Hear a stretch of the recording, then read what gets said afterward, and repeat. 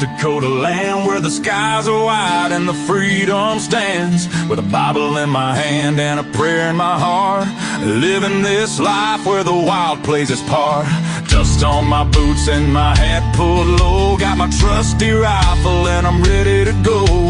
Hunting the game as the sun hits the sky, in the heart of the 701 I feel so alive. Guns and the 701, that's how we roll. Faith in the good Lord, that's how we hold the line of the legacy that runs through our veins in this wild, wild land where the spirit remains. We're living free, living bold, side by side, with God on our plate and our hearts open wide.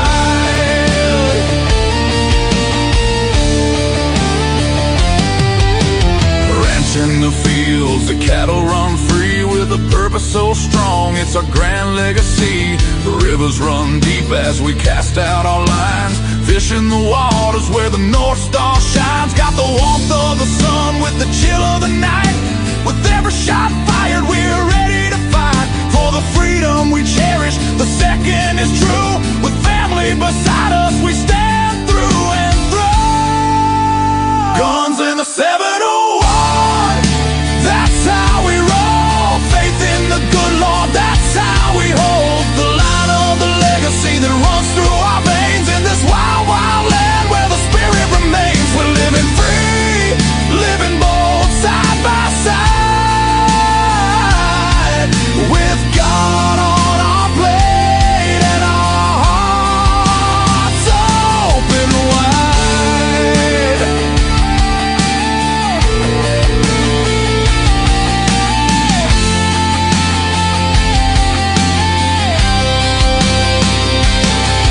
In a world that's spinning with sins that they wield, we stick to our values, our fate is revealed. With the word as our guide, we tread on the earth, a community built from the love, not the curse. Raising our voices, singing loud through the night, for God and our freedom, we'll continue the fight. Let the rifles ring out, let the spirits align, in North Dakota's embrace, our souls intertwine. So when you hear the gunshots and feel that proud sound, know it's faith and freedom that echoes around, from the fields of the ranch to the depths of the lake. With God on our side, there's nothing at stake. Guns and the 71, forever we'll stand in the heart of our faith in this great free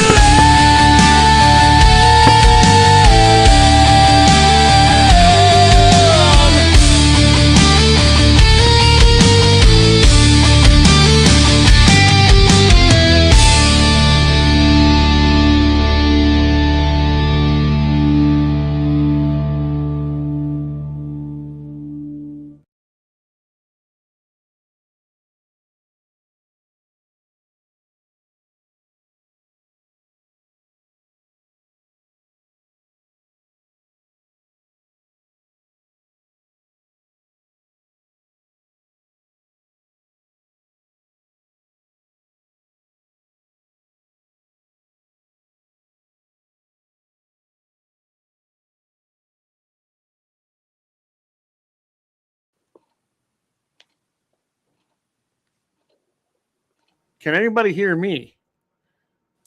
There we go, Cliff. There we go. All right. I don't know what was going on there. All right. We're back. Dusty, would you do me the honor and read the Second Amendment? I don't know what was going on here. Absolutely. My mic was just muted, I think. Ah.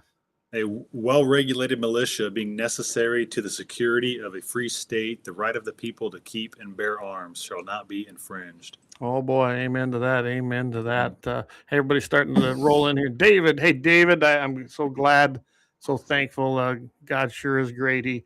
His dad went into a surgery today. He come out and all is well. So we want to definitely thank and praise the good Lord for that. And with that, I know that some people actually, I'm getting a lot of great response. Only a couple who didn't really care for this, but I really don't care. So I want to start the show out with a prayer. Lord, thank you again for the precious day that you've given to each one of us. Please shield us with your armor. Of course, this comes from Ephesians, and I think that's something we all need to see today. There's a lot of forces of evil that play on us today, but we are stronger than that as believers.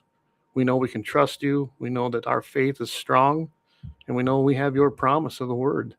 You sent your son to die for us and give us that salvation that we all look for in the final days.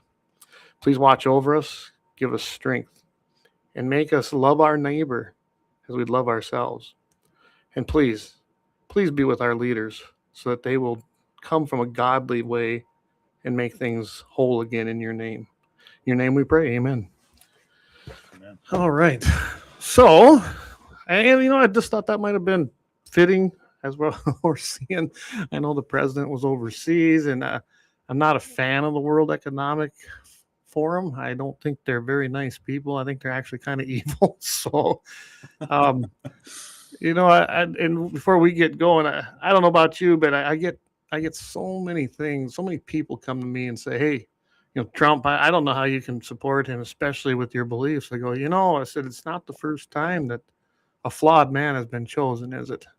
That's right. That's right. So there's a reason. There's a reason, and he's a fighter. There's no doubt about it. And he's flawed, very flawed like all of us. But I do believe he's probably the right man that we need at this time. And it sure seems like it anyway.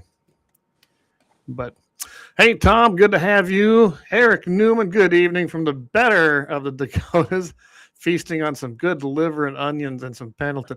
I seen that he was eating liver. I'm glad someone eats. I'm just not a fan of liver. You got to make the capsules. That's what my wife did. The capsules maybe I could take. I just eating liver by itself. Ugh. Now I do like heart, like beef heart. Yeah. We usually, when we butcher here, we save the hearts, and I think I've saved Eric a few livers. We'll be doing it again here.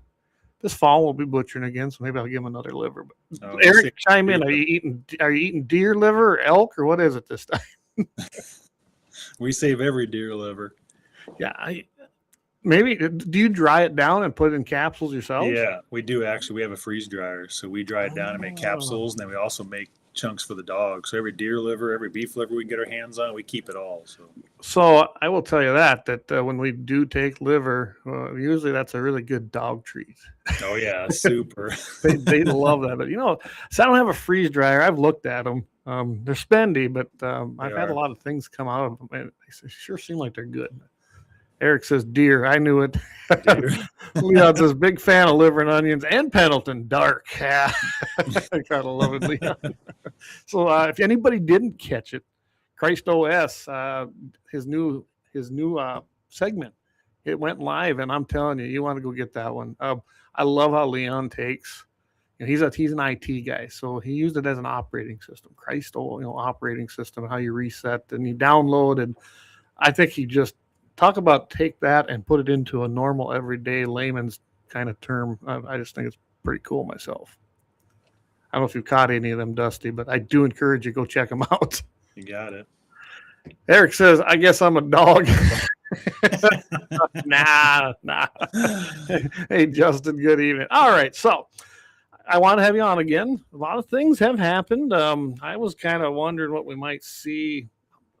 I do know that there was lots of talk before they kind of narrowed it down for, the special session that the governor called in. Luckily, I think it looks like to me that it is just dealing with the task at hand that they have, which would be the wasteful money, but nonetheless, it's like $190-some million, and it's going to be close to what they say, something like $500 million in 5 years for the rural health initiative. And then I see what some of the bills that they were talking about pre-legislative. Some of these guys were trying to bring everything and anything into it. And I really halfway expected to see something to kill baiting, kind of sneak it in there. But it didn't. There's not one single bill in there for that. So that's good. That's great. There's no reason for it. There would be no reason for it. And I don't know. I can't see where it hurt anything this year. Can you, after the passage? Absolutely not. No, and it's not going to, Clay. We both know that. Most of the people in North Dakota knows that. We do. And ironically, I had a discussion here 2 days ago with a guy because he's seen our episodes and, of course, doesn't like what we have to say. Hey, we can agree to disagree sometimes. Well, Yeah. I just told him, okay. I said, I'll give you a chance. I said, tell me why I should believe it. I said, I don't have to believe things.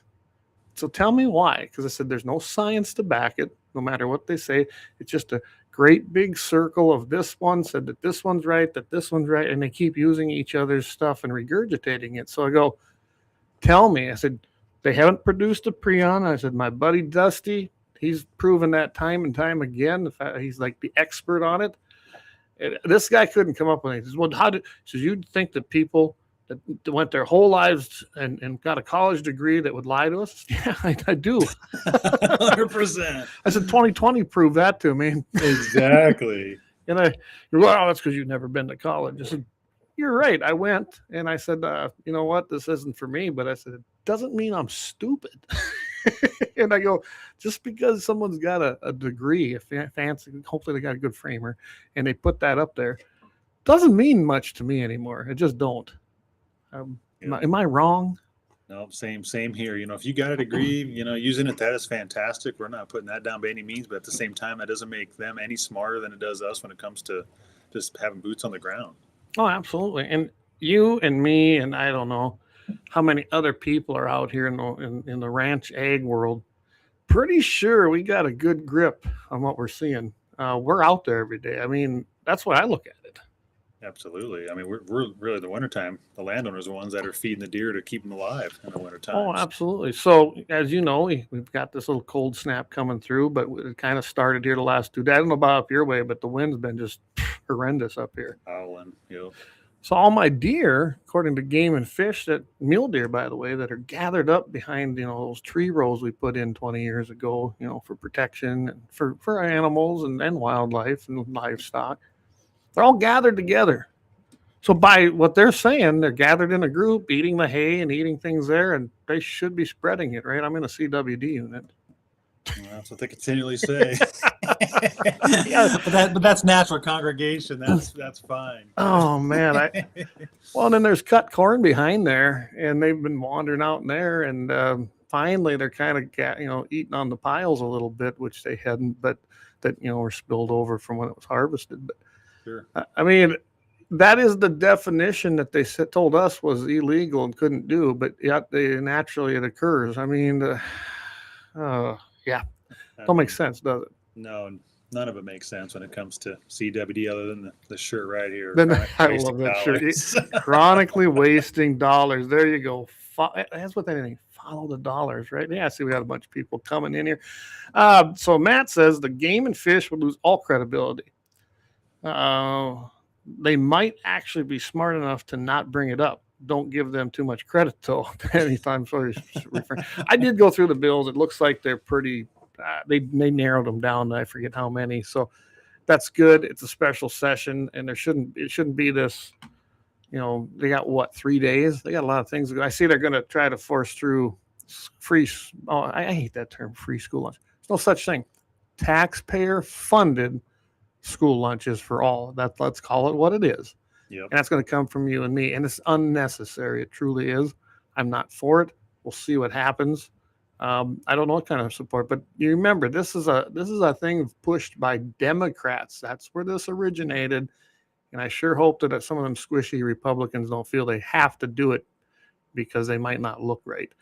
This has nothing to do with what they're supposed. The topic at hand is supposed to be rural health care.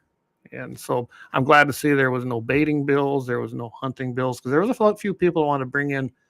I know there were a couple people thought about trying to bring the thermal issue in. I go, guys, even I said I don't support anything for that because it's a special session. It shouldn't even be in session. Yeah, exactly. That's a good point, Clay. But kudos to you for going through all the bills. We really need more people that do that too. Just to keep up on everything, so nothing gets slipped by the people. And I saw them. I didn't get a chance to read them all. I was kind of busy today. I had to go. Speaking of government, I had to go and take my government-approved pesticide applicator license class. And what did I learn today? Nothing. It was be 3.5, 4 hours we sat there listening to mind-numbing slides. Oh man! And guys telling us what to do, which ironically, this does kind of play into what you and I talk about with habitat and deer. And I mean, they're talking about all this chemical, right? Yep. And how all of a sudden things, kochia weeds, are getting resistance. And yep. They did have in one slide, although they kind of went over it, that tilling it works. That does help. And then I'm sitting there like, yeah, right, tilling. Yeah, once in a while you should till it. And everything led to a stronger, heavier chemical that's now becoming resilient, or the weed is becoming resilient, or the bacteria or the fungi or whatever it might be. Pick your crop. And I noticed the one thing that it didn't happen on rotational crops with soil turning, either light tillage or full tillage, and the fact that they didn't go continuously and gave that land a break. And they actually kind of admitted it. I was actually shocked. I mean, maybe they're turning the corner. You and I know this, right? Right. You have to do that. And you can't keep putting things on. But anyway, it kind of, it ties into why are we seeing issues with wildlife? I do believe it does also have to do with some of the farming practices we're doing today. Absolutely. Well, we actually came from Nebraska, Clay, down there, 20 years ago. Mm-hmm. There was quite a bit of CRP and grass and trees, but just in a couple of years time frame, when the corn hit that $7, they took everything out farm from literally the road to the road, and our pheasant population in Nebraska, it disappeared. And it's not just from no habitat. No. Chemicals had to play a role in no pheasants, because no rabbits, no pheasants, no birds, no mice, no worms. A ghost town, no worms, exactly, just bugs. Yep. Well, that's so. I don't remember the name of the company there, but so I'm gonna get some seed. My order placed. I'm gonna probably be doing close to. I know I'm doing 15 acres on Stein, and then another little 5-acre plot, and probably about another 10 or 15 on a different area. So I'm primarily looking at 3 different areas this year. Switchgrass is something I want to put in. Of course, you and I had talked about that. Yep. I think I'm going to try some radishes and some turnips. And then, of course, I'm going to just have a crop or a small windrow of just literally a crop that's going to sit there and stand. And, of course, sandfoin. That's the things I'm going to try, and along with trees. So we'll see how this goes, because if it works, which I know it will, I think next year, not this year, but 2027, right. My goodness, after a full another summer and they find that stuff and we have some moisture, that should just be like a wildlife heaven for them areas, I would think. It's going to be. You're building a heck of a paradise down there. All you're going to need, Clay, is a little bit of rain. Yeah, I wish I'd have done it this year. I just wasn't ready. Yeah, hindsight. 20 plus inches in this area last year. I mean, that's unheard of here. It really is. Yeah, that's so Dan, all right, though. 8 to 10 will still be plenty, Clay. Yeah, if we can. You got to remember, our average is 5 to 6, maybe on a good year. So, and things grow. But I think the crops I've selected are, from what I understand, that switchgrass. The guy I was talking to said it should do okay. It's pretty drought hardy. Just needs a couple right out of the gate, and then it's pretty drought hardy. Mine had a lot of dry weather, and it did just fine second year.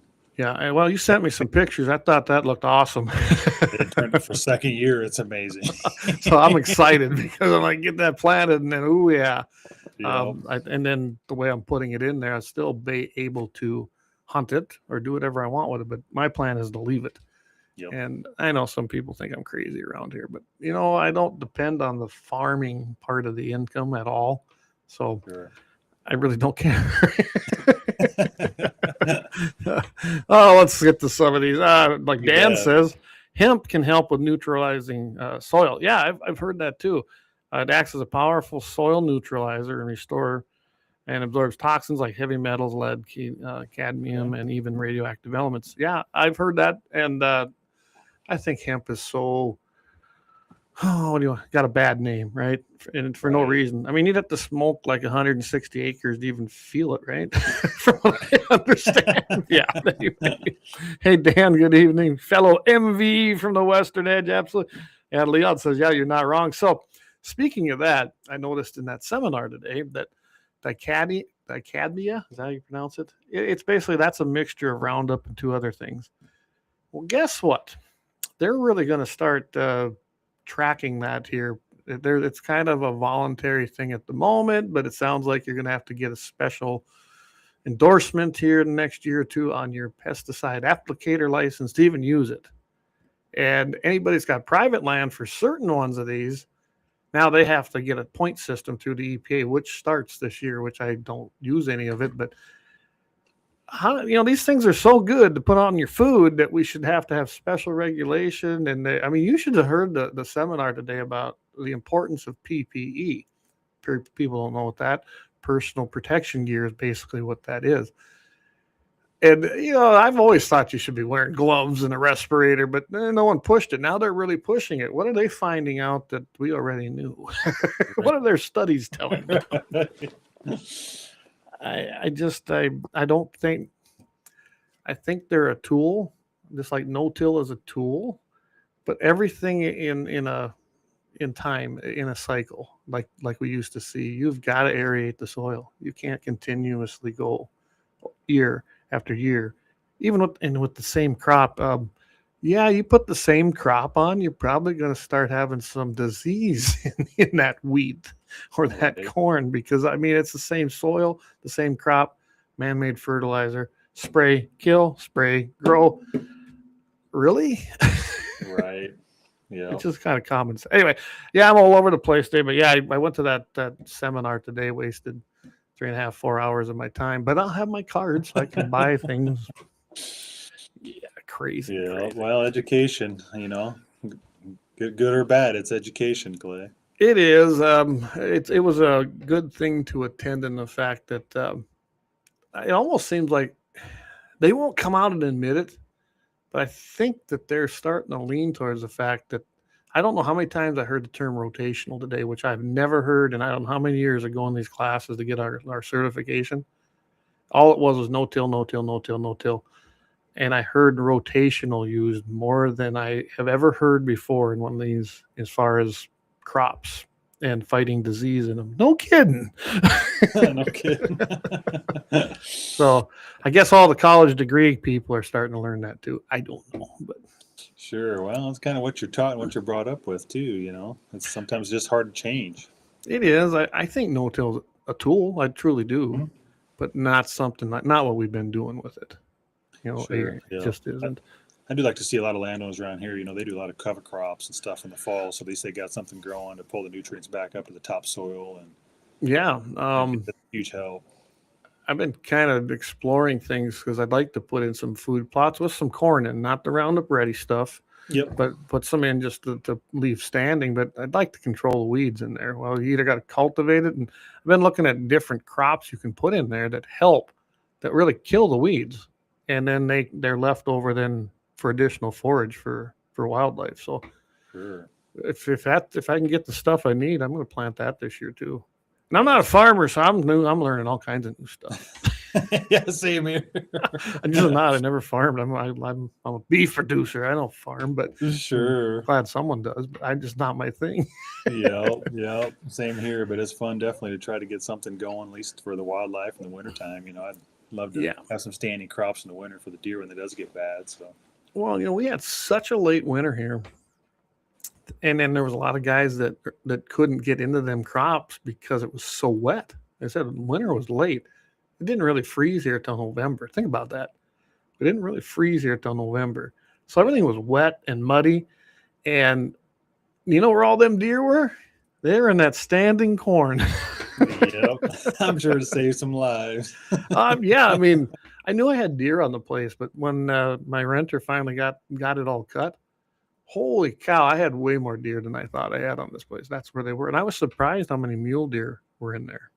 And Gosh, that's great. I even had a few whitetails. You and I, when we were on KFYR, I remember I thought I do have a group of whitetails that I knew I had some, but not as many as I got here. So it's good to see, but it's going to take some time to get them whitetails back on their feet. I know, and it's been some years already. It really is a struggle. And I would love to hear other people out there too, just across the entire state, reach out. Like, what are you seeing this winter? Yeah, here, it's been not too bad. It's been pretty open. We're getting a few cold days. Tomorrow night's supposed to be minus 20 something. But we really haven't had that much snow or cold weather down here. It's not over yet. We still got March and April, and usually that's kind of tough in this area. It can be. Of course, I start calving in April, so I suppose I get a blizzard here about, March 31st. So Matt says, I think the problem is with a lot of the no-till, it's pushed very hard by obviously certain chemical companies because that there's much more chemical involved with no-till. Soil health is one thing to let the land take a break. For a year, no-till is just trying to get the land to not.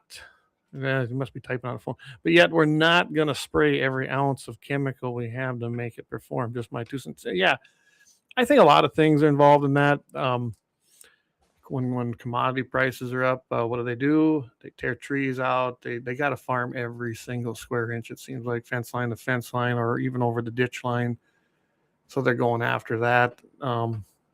I had waterways on this place, which I'm going to be restoring, that's what I call them. They're just the grassy parts of a creek that, will run in the spring if there's moisture. Yeah. They're not suitable for farming. They should have never been tore up, but that was before I kind of took over this again. And those are going back in probably next year, not this year, but next year, because I just wasn't quite ready for it all yet. I'm about a year behind where I'd like to be, but we'll get them. We'll get them there. That's for sure. So yeah, I don't understand it either. And yeah, think about it. No-till is being pushed harder than ever. It is a moisture retention. I can see where that works, but it's not the only practice we should be doing because it does involve more chemical. Sure. I think it's been harmful to soil. Just looking at my own place now. Going back to should we till everything every year? No, we don't need it blowing around. We have I don't know about your area, but it's very sandy here, Dusty. It has a sandy clay base that dries out, and you know what that does. Yeah. So we don't want that either. Now the blacktop, the topsoil blew away in the 30s, so there ain't none of that left here. It all went east and south. But, I think a lot of this trickles to way back too, like the farmers now, the input costs are so high, a lot of times the commodity prices aren't worth a darn. So they need to farm as much as possible. And I was just getting at that. Yeah. And they need a crop. They need bushels to an acre, right? Where if the commodity prices were a little higher and input costs were way lower, where they could leave some corners, for the habitat and just kind of change the farming practice like it used to be, but still do, basically make just as much money. Well, with a little better soil health and just better for the wildlife, the ecosystem, just all in general. I know that's way easier said than done, but we definitely need to make a change. And we saw a lot. Well, it's a pretty complex issue. Really looking at how did we get to here. You take a guy like me, who I've never really farmed much. I'm not a farmer, right? But I love raising cattle, so I've done what I know how to do, right? Yeah. And I have rented out my tillable acres. Well, I don't carry debt. Okay. That's a very uncommon thing for a lot of people. I've never gotten an operating note. I don't take loans. I only buy what I can pay for. Well, I can tell you right now, the guys I see operating 10,000 acres and more, they're not debt free. And I think that has created a vicious cycle of government program dependency. You're paying interest. You have maybe overextended yourself a little, especially think about it right now. There's people buying pairs at $4,000 or even just replacement heifers and bred heifers. Someday the payments are going to have to come due, right? Right. That market's not going to last forever. So we're even seeing this in the ranching side. What happens if the bottom falls out next year and they're on, right now they're bringing 25 to 3,200. I seen calves selling for $3,200. What the hell? So, and then and the guy that buys them, they got to take them and put them in a feedlot and finish them. Right. There's still a lot to go there. So I don't see how this is sustainable. It's not. It's going to go. So let's say it goes down to 1,500, but these people paid 3,000. So your asset just got cut in half. Well, you probably made your note based on the asset. Now all of a sudden, you don't have enough to cover the note. There's no cash flow. You don't have the cash flow. That's how you get into trouble. Yeah, for sure. I mean, it's great for people selling calves. I don't know how people. I mean, it's no different in commodities. You're seeing the same thing. Land. I mean, land's been going crazy everywhere. Yeah. And I think it's a false market because of, there's just a lot of money to be loaned. There's programs out there that they're signed up for and things like that. That creates a false market. Yeah, I know. I mean, I'm happy for the cattle farmers for sure. They've been getting just beat down for so many years. It's about time that they can. It's nice. I mean, I know how we did, and I held back about 30 head of replacements for myself. So, I mean, when I look at it, going like, should I? Yeah, because I still want to replace. I mean, I try to keep my herd in good shape, and I'm not the biggest producer out here, but we're fine. I guess I have no desire. I could care less if people don't like what the age of my tractor is or my pickup. I just don't care. And I see some of that too. I'm sure we all do, keeping up with the Joneses type thing. Sure. Well, everybody has their own deal. If that's what they prefer, then that's all right too. They got to pay for it. Yeah. That's what I'm not spending $80,000 on a pickup. Just not doing it. I mean, what I have, was expensive enough, and it's probably going to run till it dies because I don't like the new stuff anyway, all the electronics. Tractors are no better. The last brand new tractor that came on this place was bought in 2001. And that's a 7510, and it's fantastic. Bought a used 2012 and can't stand that electronic piece of junk. Go back to the simple life. Well, I got a 4440 I love. I got a G1355 Minneapolis, and I got an Alice Chalmers that's a 7460. Yeah. It was a 7540. I don't remember. That's a pretty cool little tractor. It was ahead of its time. But that was built in 1982, and that thing runs like a top. But, all right, I suppose we should get we're not even talking. See, I've gotten way off a subject here. Dan says, remember back in the 80s mixing the red powder bag by hand in a cedar? Matt says, I think the problem is with a lot of the notes. Note outs pushed hard. Okay, we got that one, Matt. Yeah, that was a good question, Matt. Yeah. Good statement. Big corporate farmers are pretty much chemically and governmentally run. The small farmers are more of a rational and they care about stuff. I wouldn't disagree with that at all, Eric. I think that's very true. I think you're smaller guys like me. I really care about the land because it needs to be productive, right? I mean, who wants to hurt their own land? Right, exactly. And a lot of landowners around here, it's generational land, and they admire their properties, which is pretty special. Well, the place here, this would have been my wife's grandpa's place that was the first owner. Then he died when my father-in-law was very young. My father-in-law was in his 20s. So his dad died like in his 50s, got cancer. I mean, just a different time then. They just didn't have the things to do anything about it. So then him and his mother ran the place, and then they acquired these acres down here that we're on now. But so we're talking, Donnell's the third generation. My boys will be a fourth generation here. Wow, that's awesome. I married into it, so. For family land, that's still pretty special. Unfortunately, our family land, that was a whole fight between brothers and sisters, and it all got sold. So you know how that goes. So I'm not even going down that road tonight. Even though I was coming from college knowing I didn't want to do that, I was going to try to buy it. But like I said, whole nother story on that one. But high bidders raising up the land prices. Yep. I used to rake hay with a 49 Minneapolis Moline. There you go, with a Z. I can't even tell you the things I've raked hay on. I wonder, Dan, do you remember the old dump rakes and maybe you've taken a turn at them, Dusty, where you sit on the dump rake, little metal seat, Never have. No. Oh my God, you got a foot pedal there, and then you get the hit, and that's how they cut it all down with a mower. Okay. And then you go and you rake all your windrows and make them with the dump rake. Very rough. Remember, my grandpa's. I strapped a pillow on there so it was a little better. So I had a seat belt and I had padding.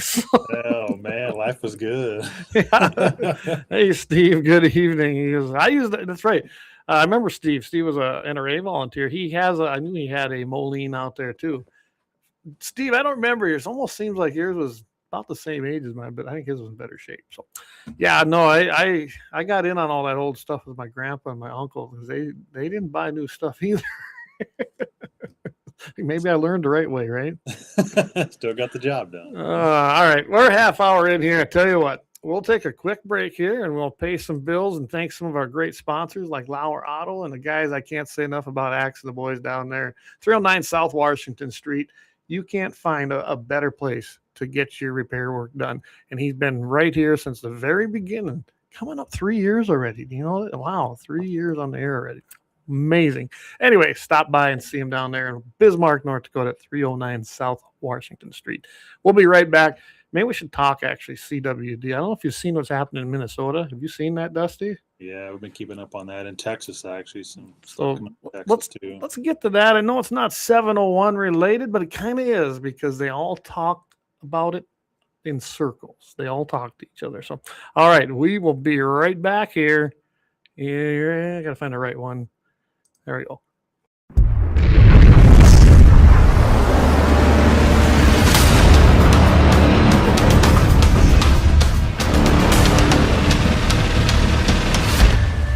Lauer Auto Repair, located at 309 South Washington Street in Bismarck, North Dakota. Give them a call at 701-258-6308. The team of mechanics at Lauer Auto can take care of any problem your vehicle is having. And when you do business with Lauer, you can be assured you're doing business with a pro Second Amendment America First repair shop. There are plenty of other auto repair shops in the Bismarck-Mandan area. But why take a chance at patronizing a shop that might not have your beliefs at heart? Make no mistake.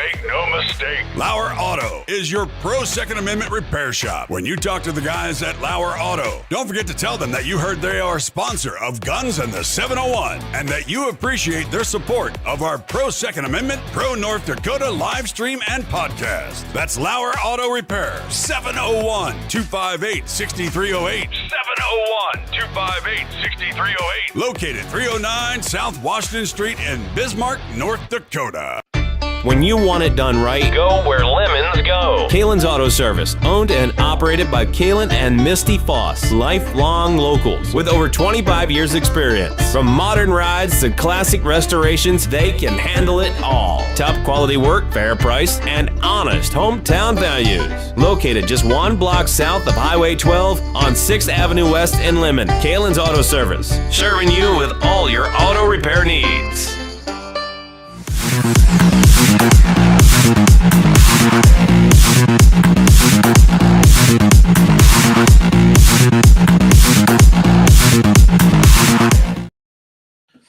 All right, we are back. Leon says, what are you talking about? Big Daddy government cares more about your land and your kids and finances, your health, everything more than you do. Yeah, it's a boy.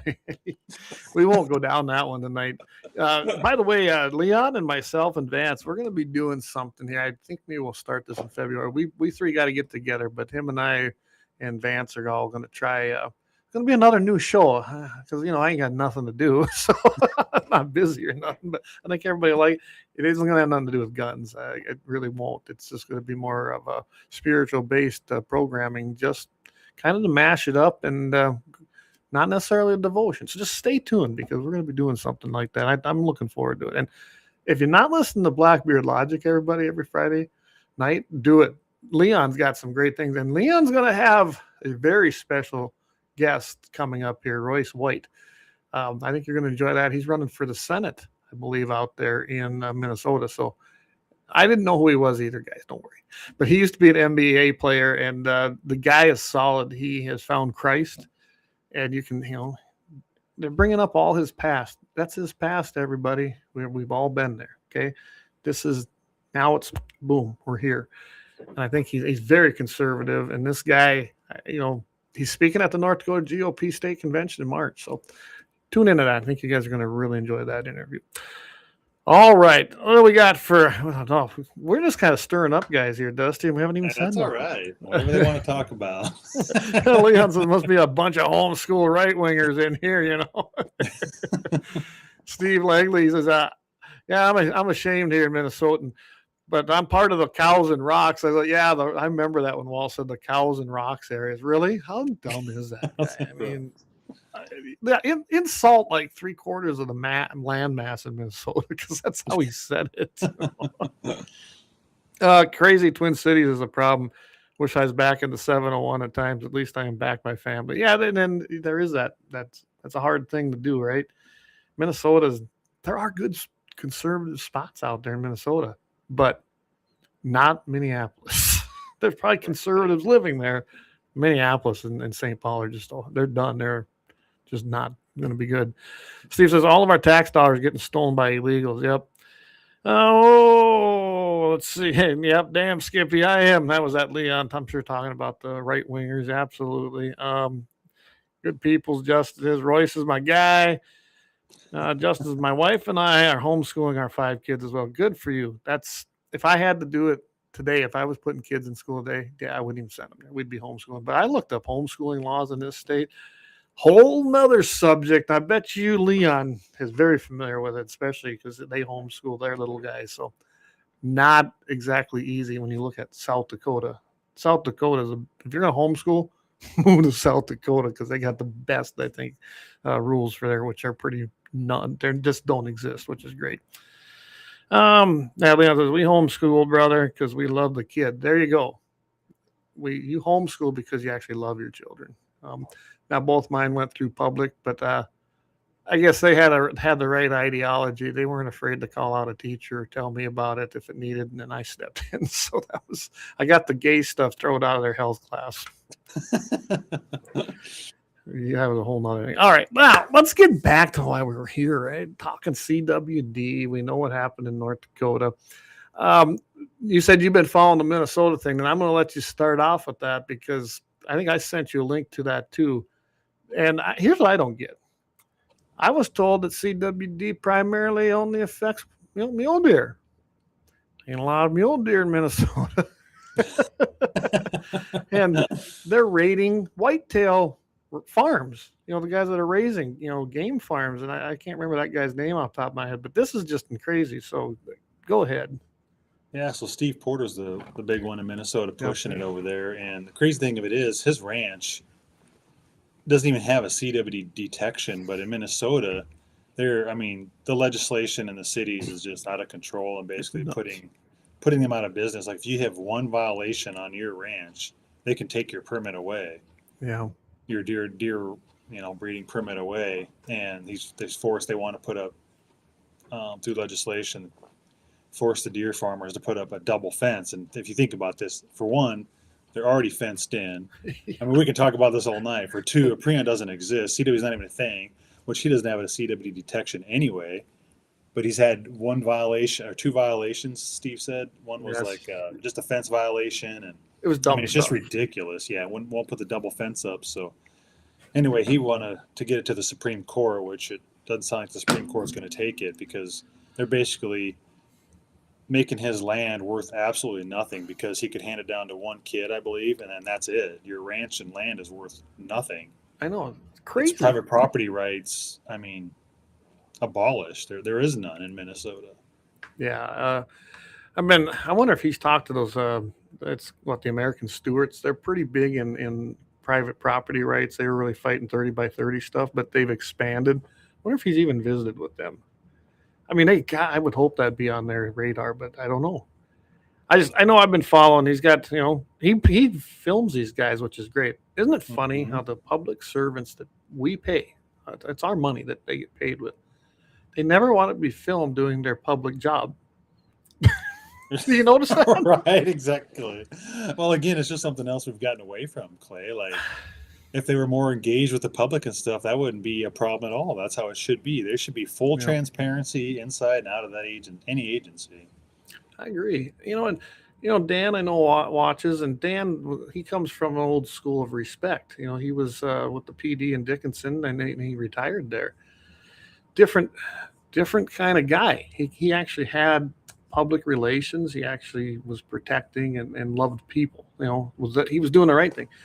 So many times today, I don't see that. Growing up in that little town of Lemmon, I mean, the police chief himself at night would walk up and down Main Street in Lemmon and check the doors just to do it, see if they're unlocked.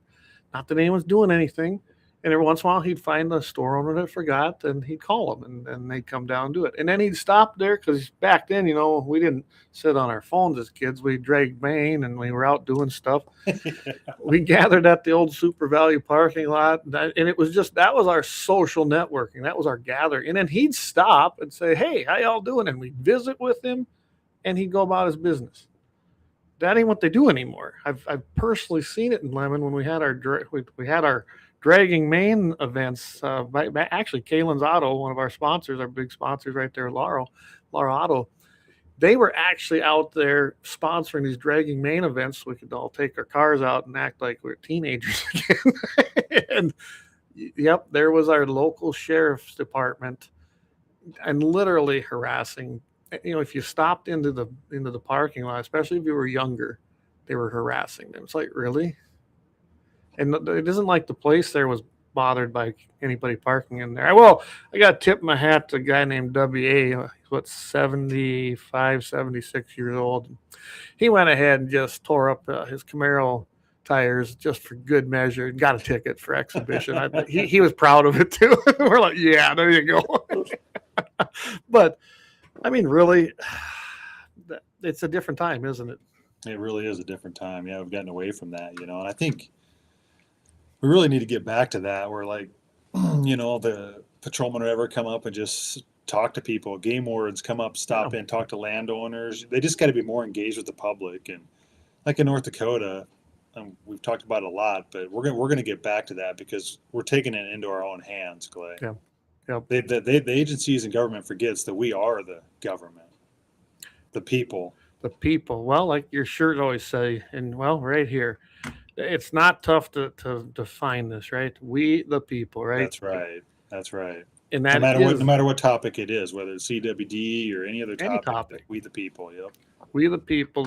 They're supposed to serve us, and that has been lost. It truly has. Yep. I see it even at local levels. Whether it's your township boards, your counties, you don't see it as bad at those two levels. But then you get to your bigger city ordinance or your city councils and some of the ordinances they try to pass. And they always say, "Oh, well, it's for the good of the public. It's for the good of the public." Yeah. Is it what the people wanted? I don't care how good it looks to you for the public well-being. We're not a collective, and we're not supposed to be socialists. We're individual peoples with rights, and they are supposed to represent us as a whole. Plain and it isn't much clearer than that. No, it's not. It's very simple. The word I probably dislike the most from politicians is, we're protecting democracy. Yeah. But really, it's quite easy, even if you're in politics or government. I mean, all you got to say, "No, I answer to my people." Well, and that's the easiest thing. So, kind of like the board, I'm on the North Dakota Outdoor Heritage Fund now. I voted only for 4 of the grants because I thought maybe they were actually what the intended mission was of that board. And I voted against the other 13. So I don't think my friend, the governor, probably was happy with my votes, but I was representing, my own personal feelings to a point, but more so those of Farm Bureau, which is whose seat that is. So same thing. They put me there and nominated me there. So I'm representing, as a Farm Bureau member, I'm representing our policies we just had our state convention in November, and our mission statements when I'm sitting on that board. And that's how I voted. I know not too many people do that. Obviously, by the things I said in that meeting, they weren't used to being questioned on anything. But which is actually terrible, Clay. I mean, there should be lots of questions when they're just spending money left and right. There really wasn't. What did we spend? $9 million or something? Yeah. And hardly any if there was any discussion, it was kind of like the CWD thing. They pat each other on the back and, hey, George, what about yeah, you're right. This here, and yep, that's needed because of this. Because didn't you say over here, Steve, we needed this? I mean, I'm sitting there listening to this crap. Going, they're talking in a big circle. And I think I told you that. I know I mentioned it to a mutual friend we have. I said, yeah, I go, so it looks like to me, I said, that all you guys up here talking about all these programs and grants needing all these hundreds of thousands to millions of dollars, it's all for the landowner participation. And it's to entice them and to get the landowner to participate. I said, how many years you been doing this? And the landowners aren't ready to participate. I said, do you ever ask why? Because it's the truth. Simple enough, right? Right. And I said, I think I'm one of the few landowners on here that actually own, a working operator. There was a couple others, but I go, there is nothing here. And I said, I'm telling you this as a landowner. Nothing here in any one of these grants. The programs you're trying to create, because I said programs are just that. They're programs. They don't have a lot of merit and are always self-serving of those creating them generally. I go, there's not a one of them I would sign up for because I have to relinquish to some point private property rights. I said, and that's what you guys are missing. I said, most of you guys sit here putting grants in from Game and Fish or from a conservation group, or I said, name your group. And none of you have owned large parcels of an operating ranch farm. You might have a 5-acre plot outside of town where your government job is located, but none of you get the fact that we're not going to give up a private property right. And if it's such a good idea, why wouldn't we just do it ourselves? Exactly. Well, there's a big problem, number one, Clay. I mean, you should have just heard the kind of the silence when I said that. So I was the newcomer. Nobody knew who I was, I guess, on there, but I'm pretty sure they won't forget my name in the next meeting coming up in May. Yeah, we're sure glad you're on there, Clay, though. Well, it's going to be interesting. I got 3 years, so I bet I'm a one-termer. I will say, at least I was able to get, around 3 or 4 other people to go with me at times. One of them we killed, which I think I told you about, was a season round fish cleaning station on the reservation, which I said, I asked the question, why are we even doing this for a sovereign nation? And that brought silence because I think people couldn't believe I said the silent thing out loud. And I go, then I asked the question, does North Dakota Game and Fish have one of these? Not a one. People say, well, there's one here and there's one there. But the North Dakota Game and Fish, ironically, doesn't even have year-round seasonal heated fish cleaning stations. But yet here they wanted to put one up in the middle of the reservation. I was like, that don't even make sense to me. Right. No, it doesn't. So it did go down in flames. I imagine it will reappear possibly in May. We shall see. But I'll be there in person this time, so maybe I'll get a little more notice of the grants and can actually comb through a little more. Sure. Yeah. Okay, Alan 3050. He says, "We the people keeping the herd healthy." Is that one of your boys? One of your guys? What was the name? Alan 3050. Alan 3050. I'm not sure. It's over on YouTube. He says, "To hear with one's ear equals herd, a group of deer, herd." He's got it spelled out. I love it. Go, Alan. Matt, Clay, you're not a one-termer. You're an awakener, and you were sent there for a reason. I do believe there was probably a reason I was put on there. I know they wouldn't take the other two guys because I think they both had served before, hadn't they, Dusty? I'm not sure if they had on that board or not. I know Daryl had, but I don't know. Daryl had, okay. I don't think Dwight had, but yeah, I can't remember. He'd be good on there too. He knows a lot of background and history and of the entire the creation of it. Exactly. He knows it from the beginning. He's been super behind the scenes. Him and I we talk a lot about it. He's a wealth of knowledge. So I mean, he might as well be in the seat. Well, again, it takes all of us. You got the seat, but then we got a lot of people behind you supporting you too, Clay, and that's good. Yeah, Matt brings up another good point. And the nice thing was I knew like the North Dakota Stockman's guy, and I believe in the Farmers Union one. There was 3 guys that a lot of times were with me on this stuff. I mean, you could almost see, I could tell just being in that meeting how the feel of the room was going to go. But that's okay. Yeah. I have probably been the only vote at times, and I really don't care. If it's the right thing to do, I will vote no, or I'll vote yes. Yep. And that's on any board I've ever been on. So, that Steve Langley, Constitutional Republic. Royce understands that. Yeah, that's when I made the comment about I don't like that word democracy because we're not one. All right. Dan, I always say democracy is a verb. Republic is a noun. We have a republic and we use democracy. Okay, yeah. You know, it's a constitutional representative republic. We have a republic. You know, what was they saying? You know, what kind of government have you given us? A republic if you can keep it. Well, it's getting tougher, isn't it? Yeah, more people are waking up, though. I don't know. Have I ever given you one of them? Oh, I'll have to. You know what that is? That's the Constitution of the United States. Yep. And yeah, this one's worn. I got one that's even more worn. I think I have them in every suit jacket I have and every coat. So that's all you need, right? I've even handed it to legislators and teachers, a government teacher in particular, because she couldn't answer my questions on the Constitution, but yet was teaching that class. Yes, I handed her one. And I'll get to her credit. The next time I seen her, she evidently read it, or she read it somewhere, because she actually had the knowledge finally when I quizzed her again. But, great. I don't know. If you're teaching the Constitution and government, I think you probably should know how many amendments are in the Constitution and what they call the Bill of Rights, right? I mean, pretty simple stuff, but yeah. You're teaching our kids. You better know. She couldn't even tell me what the 19th Amendment was. I said, well, you probably should know that one. I mean, I mean, if you don't, I guess to me, if you don't know what it is, you probably shouldn't get to exercise that right. No voting for you. Leon says, it's a Democrat talking point to make us believe that we are a direct democracy. You're right. And that's the deal. It's a term. Terminology means everything in politics, whether it's what you and I are talking about, like CWD, the terminology is everything. You know, they come up with a prion. Well, okay. I learned what a prion, the definition of a prion was in grade school, and had nothing to do with CWD.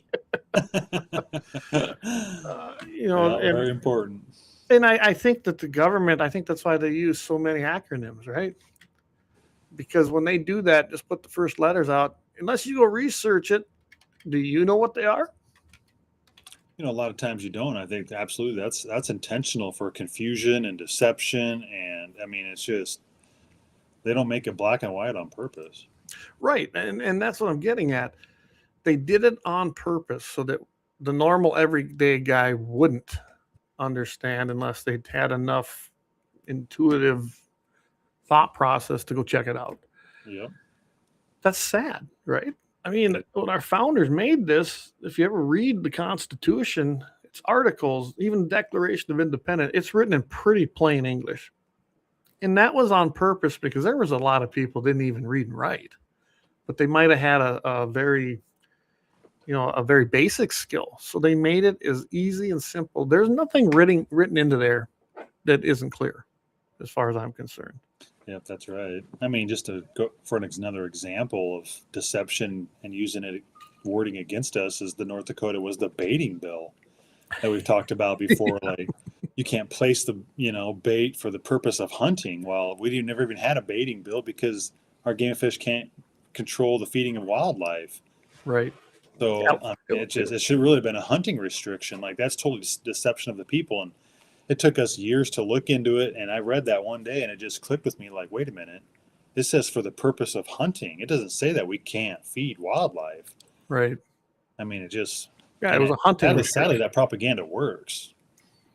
And that's what they touted. I mean, the media grabbed onto that, and that's all you heard in the media was baiting bill. Yep, baiting bill. Yep. I remember when I was on with Todd, I was in the studio, like, Todd, quit calling it that. Well, that's what it says here. I said, don't mean it's right. I said, don't call it that. Exactly. I said, I said, just call it a hunting bill. And then he did, but then he kind of forgot because I get it. It's repetitious, and if you say something that much, it's hard to break it. It truly is. Yep. And they do. That's what they do. It's just like assault weapon. Well, that term come about in the 90s to scare people. And it worked. Yeah, absolutely it did. Yep. That's how we ended up with the, quote, assault weapons bill, even though that wasn't its official name. And it was going to pass because the Democrats own the House, they own the Senate, and they had Clinton in the White House. That bill was passing, and that's when several people, myself, even though I was just a kid in high school, we were fighting it. And the NRA was fighting it. So we weren't going to win that battle, so they litigated it as best they could, which gave it a sunset clause and removed most of the guns on there. People didn't understand that. The others were on the other side because they'd heard assault weapon. To them, everything that was a black gun was an assault weapon. It's just stupid. No different with the baiting bill. Exactly. Everybody thought you're baiting deer. And I don't know how many arguments I had with people. They're like, well, what do you think? You should put a pile of corn out and shoot a deer over it? And I go, well, yeah, I do. I think I should be able to do that, but that ain't the point. It isn't baiting. We're not, because you can't actually bait like you're thinking in the States. It's a feeding thing, and it's a hunting bill. It basically says you can't hunt over bait. And I go, so it's a hunting bill, not a baiting bill. They had it in their mind that we're out there going, here, little deer, come over here, Bambi. I got some corn for you. And then we slit its throat or something. I don't know. Well, I even got Jeb to admit it at one of the meetings, like, is this really what this says? And he's like, yeah, it's our thought that there would be less piles out there to spread this fake prion. Yeah. It's like it's total deception of the people. But we have to realize these individuals, like Jeb included, they go to these meetings in other states, and they're working together with the same individuals, same mindset people from all these other states, and this is how they come up with this. And that's why we have to wake up, do the research, reach out to people. We have to build our own little army to fight back against all this propaganda, because they've thought about this and been doing this for years. And they don't pay for it out of their pockets. That's just it. You and me or NRA, say an organized group of people, whatever it might be. When you think about what we actually accomplish in different areas, it's kind of amazing, really, because they have the power of the purse. Yep. They have a government budget. They have CWD funding up the wazoo from the feds and the state. Right. Different groups have bought into it. Groups like Mule Deer Foundation. I call them the Fur, Fish, and Feather groups. They're right on board, most of them, with it. Yeah, almost 95% of them are right. And they also hate your property rights, but that's a whole nother subject. Yep. But this is what I'm getting at. When you think about who we go up against and how many times we win, it's actually quite satisfying, really. Yes, it takes time, but we do it on a very minimal budget. And we talk truth. And I think where that has changed in the last 10 years, from the days of me being down there, beating on doors and talking to people and giving them papers, is we all have one of these now. And so if you at least can convince them enough to doubt it, they'll go look themselves.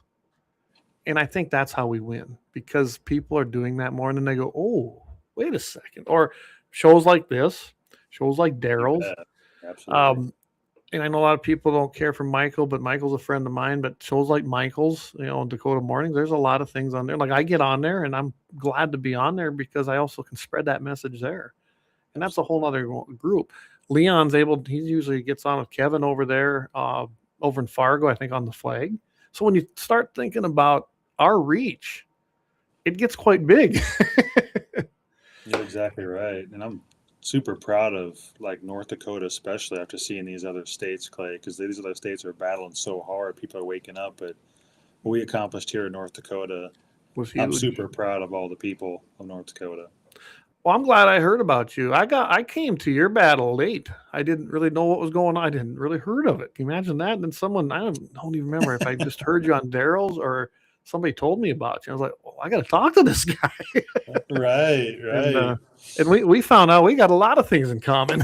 A lot of things in common, like-minded, absolutely. Sharing pictures and becoming good friends. And that's the cool part about this CWD journey. Now, I'm just using CWD because that's what we're passionate about, but you can do this on a lot of topics that's going on in the world. But this is just taking us places, Clay, that we could never even dream or imagine. Me and my wife have met so many unreal people, and some of them like you are some of our closest friends now through this journey. And like this shirt I'm wearing, you know, Yeah. through the page, a guy reached out, I believe he's from Kansas, and he bought me and my wife one of these shirts that they're selling, and they have other states too. I mean, it's truly amazing, Clay. It really I'm going to have to make that one myself. I really like that. Chronically wasting dollars. That's the real CWD right there. Speaking of, I forgot to tell everybody, I even have a good one, right here. That's the new Guns and 701 sweatshirt, everybody. They're kind of cool awesome. looking. Yeah. Yeah, I got it in the wrong spot, but they really did turn out pretty good. So yeah, head over to our website, gunsand701.com, and get yourselves ones. I mean, they're good quality. They're the zipper front. I do wear more of them now, but that's a quality sweatshirt. I think it's probably better than the ones I'm making. So, and they do them cheaper, and I don't have to do them. You get on there, you click. I seen we had a sale right before we come online, so that was pretty cool. So yeah, awesome. Yeah, hey Leon, you know what? Give me your size, Leon. You're part of the GAT701 network. I know I can get you a little better deal than on the website. I got, but I don't control that one. We get the profit off of it after the split, but it's not a lot. Trust me, we're not going to be like quitting our day job or anything. So, but yeah, let's get to a couple of these. We got quite a few in here. Let me go back. Yeah, Democrat talking point. Steve says, in retirement, I've finally been able to read the entire Constitution. A lot of stuff in there most do not learn or know. I'm still learning. Good. That's good to hear, Steve. And you're never too old to learn, are you? Ever. I'm 51 years old, Dusty, and I learn new things every day. You know, I always thought at 40 I was done learning, but boy, was I wrong. Well, I think, you know, if you stop growing, you kind of start dying. So you might as well keep learning and keep growing. Well, I think if you stop learning, it means you stop caring, meaning you're not engaged or involved then in the course of your life. Because if we're not engaged, you know, on a scriptural basis, on a spiritual basis with God, you know, looking at what our government's doing, because remember, these are our rulers, right? Well, it's a horrible term, but they're the ones elected. And if we're not engaged in that battle on all levels, we're in trouble. Exactly. Right. I'm not going out on my knees. I'm telling you that. To a sword. it's not happening. But yeah, you live in a representative republic. A lot of people don't even know what an acronym means. That's what I said. You're right. People don't. It's amazing what people don't know, right? Leon says, yeah, 100%. He goes, I had a purple-haired thing with a septum ring tell me that the founding fathers didn't know about modern weapons when they wrote the 2A, Second Amendment. I said, they didn't know about modern women either in the 19th. I like that one. Nice job, Justin. Good. Leon says, I baited my wife with chocolates and cheesecake. That's how he did it. I knew it. I mean, he married up, so I think we all did. So Dan says, a lack of education and uninformed people is the downfall of us. And it's on purpose. I see what they're teaching in government schools, also known as public education in college and universities. I mean, I was just in a chat that went on one of our text chats, and this guy's daughter, who he's paying tuition to, send her to St. Cloud to go to college. And they had this chart they had to look at as oppressors and oppressed. They had white male, religion, oppress everybody else. I mean, this is the crap they're teaching. What does that got to do with anything? Nothing. It's scary, really. And our younger generation, you know, we definitely have some work to do. Oh, absolutely. Absolutely. Yes. Steve, he said, baiting the wife, Blackbeard, huh? Good one. Who's slogging and beer. There you go. Matt says, with the number of supposed detections being way down this year, do you guys both feel that we need to go back and get the sunset clause removed in the 27 season? I mean, I'm sure he means the legislative season on that bill. I'm going to let you go ahead. I know what I think, but I'll let you go ahead. And what's your thoughts on that? Well, personally, it just needs to be, yes, we need to, the sunset needs to be gone. But if I'm not mistaken, Clay, the sunset, I think the bill is actually just dead in 4 years with the sunset on. I don't think there's any taking it off. We either come with a new bill, but we need to keep in mind the governor is in charge of the game officials, you know, the proclamation, and it's just a proclamation. We don't need to put this into law. Right. We already proved everything we need to prove. There's going to have no more. The number's not going to be any higher. the CWD just needs to be off the game official's website, and this needs to go away. And that's my personal opinion. We shouldn't have to, spend hours into legislation for something that doesn't even need to be there. We already proved what we needed to prove. We did, and actually you did. I said I came late to that game, and then of course I got involved. But yes, we did. We appreciate it too. But here's the way I look at it. I know how the proclamation thing works because that's how I got 50 cals put in. And if anyone don't know it, yes, you can hunt big game now. There actually isn't a limit on the size at the top end now. They just removed it. It was .499. Really? You couldn't use, which is that was the intent was 50 caliber. And I went back and forth and get this. I had at that time was he a rep or a senator? I think he was. I can't remember if Jeff Magrum was the senator or the rep at the time. I think he was in the Senate, and he was going to carry the bill that we were going to lift that and get it above the 50 cal. Because why not? We've proven that you can take a 50 cal and you can hunt big game with it. There's videos all over now, but you couldn't really do it anywhere except on a private farm with private animals. So, and that was because of Eric's brother, Ryan. He wanted to shoot one with a 50. He's like, we can't even do it. So I said, I might be able to help you with that. So I was ready. We had the bill drafted. We got it going. Jeff was ready to introduce it. And I think he did get it submitted to Legislative Council. Jeb catches wind of it. Jeff calls me and says, hey, Jeb wants to kind of have a sit down, have some coffee and talk about this. He goes, what do you think? I go, well, I said, I guess it don't hurt, but he didn't want me there. Of course. And Jeff comes back and finally calls. He goes, so here's what's going to probably, Jeb's thinking a proclamation, and he's willing to put that in writing that it would never change while he's there, and submit it and eliminate that, basically that top. It's funny. He found out I was the guy pushing it, and he did not want to, for whatever reason, he did not want this coming into the legislature and being debated, and I don't know why. Well, I probably do, because I can move it if I need to. Right. And there was no reason. I mean, I was ready too. I was kind of disappointed. Like I told Jeff, man, I was ready. I said, the way it was written, I mean, you couldn't technically use a 50 caliber, muzzle loader because it banned 50 calibers. And that's what I was going to get the muzzle loader people all fired up, because I know a lot of people use like 54 calibers and bigger. It would have eliminated if I wanted to take a 50 AE, handgun. It wasn't illegal to use a handgun for certain things, but I wouldn't have been able to use that because it didn't meet the requirement on caliber. There was just a ton of other things other than just big game. So long story short, they made it into a proclamation. It's still in there today, and that was under Burgum, so it stands. Wow. So proclamations are a good way to at least get your foot in the door.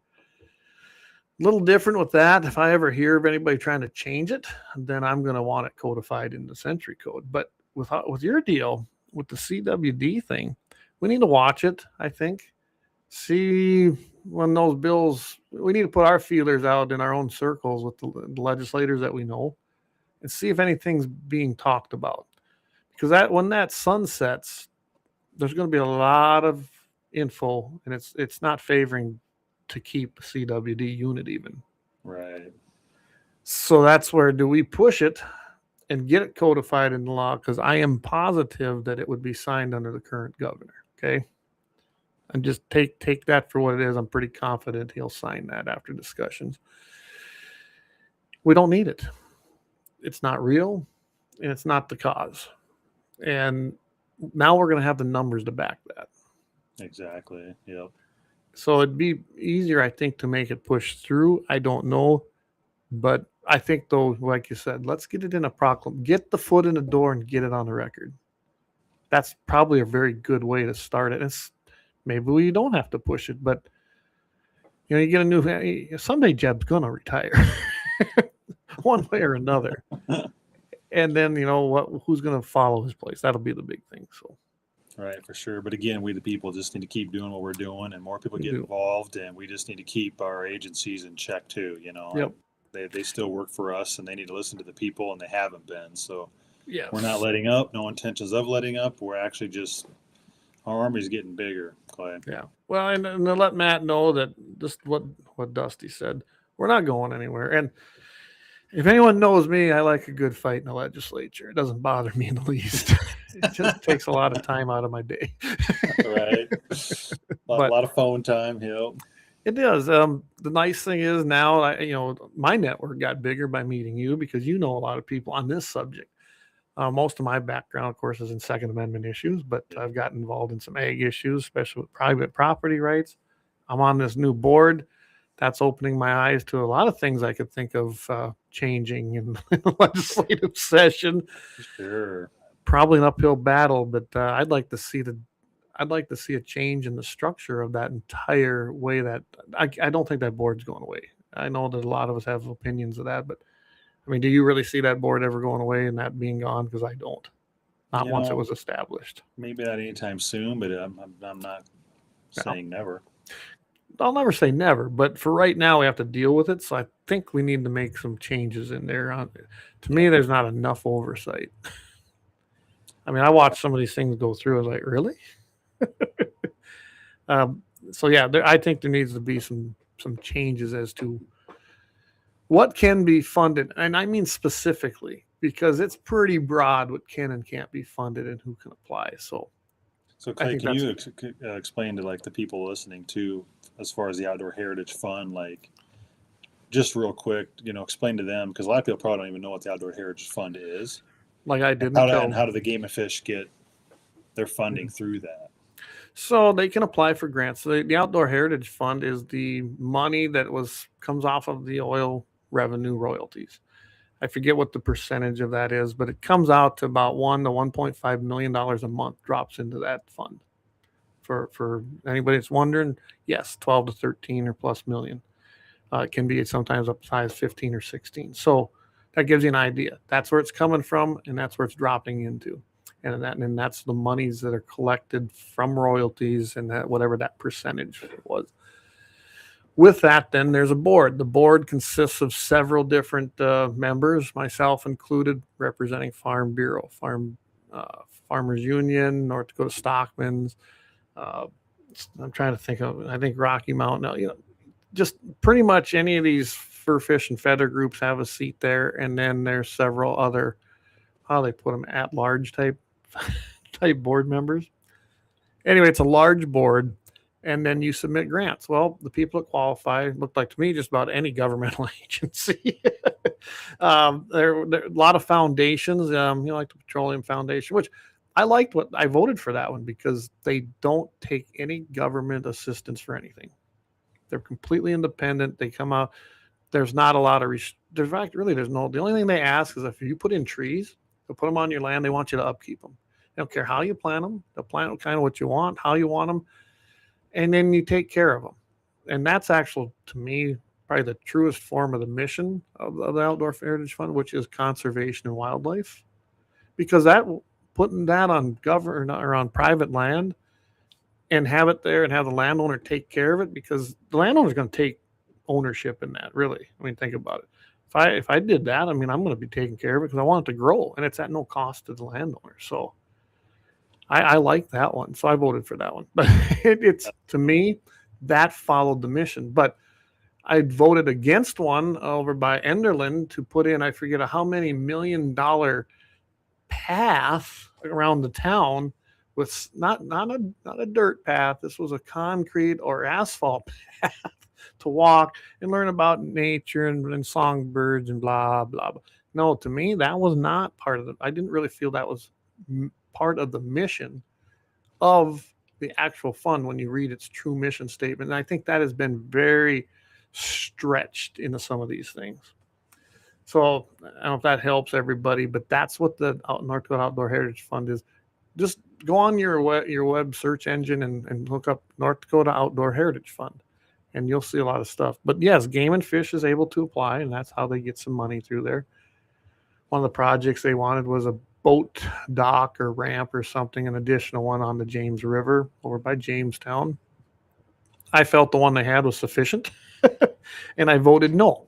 I don't believe in spending money for the case of spending money because it's there. It's just never has been my thing.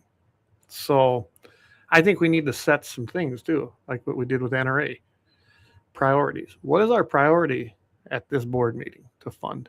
If it doesn't fit in that priority, according to, falling within the mission statement, then you look at all them grants and you toss them out because they're not meeting your priority. If you're not getting your criteria on that priority list, throw it out. It doesn't need. This is the thing. Them people on that board right now think that every single grant should be heard. I disagree. I think they ought to be, like I said, we as a board should set a priority list with criteria. And it doesn't have to be the same every time we meet. And then look at the grants and how they meet that. That would make the money go to where it's intended according to the mission of the creation of that fund. I encourage everybody to go there. Just go to the website, check it out. I mean, did that explain it pretty good, Dusty? Yep. No, I think you did a pretty good job. So as far as like the Game and Fish goes, Clay, like what other grants did the Game and Fish bring to the Outdoor Heritage Fund? Oh my goodness. I should have brought, honestly can't remember them all, Dusty. Okay. Yep. But most of them were decent or? No. But none of them really did. Okay. I think I voted for one. Okay. Of theirs. I only voted for 4 out of the entire group of grants. And, that's the ones I felt actually met the criteria that I feel that the Farm Bureau had and the intent of the North Dakota Outdoor Heritage Fund. Okay. I know they had some. What's that? Oh, I just got another question for you, just kind of for the listeners. So the money that comes in, the 12, 13 million, like how many agencies does it get funneled out to? So I know like, Game and Fish had one in there. I believe Bureau Rec had one. I think it was them. Of course, the tribe, they had one in there. The something like that one in Enderlin, some kind of organization. They all went and formed their own things too, by the way, so they could vote. Okay. Yep. A lot of foundations. I can't remember them all. Okay. Several of them were created, you could tell, just so they could apply for funding. Yeah. Okay. But I mean, there was 17 different entities, organizations, or agencies that applied for grants. Okay. And of course, it was funny. And that's why I made the comment that I didn't see a lot of landowner support letters. It was this agency going, "Yep, attaboy, we love this one," and then they'd write. It was the circle of corruption. Probably ain't the right word, but you know what I'm talking about. It's the circle of establishment. Yeah, and that's why I want the people to know too, because a majority of people out there probably don't know about the Outdoor Heritage Fund and like how, where are the Game and Fish and some of these agencies getting the money from? Like, that's where we need to get back to as a state, not so much federally, but as a state, because we're included. We've been complacent for years. The last 6-7 years, we really got involved and engaged, and this is this kind of stuff we need to learn, where the money's coming from, who's involved, and I'm glad you've been there, Clay, too, just to help educate all of us. I can tell you that you can go and look at all them. In fact, just give me a minute here. I'm going to post it now.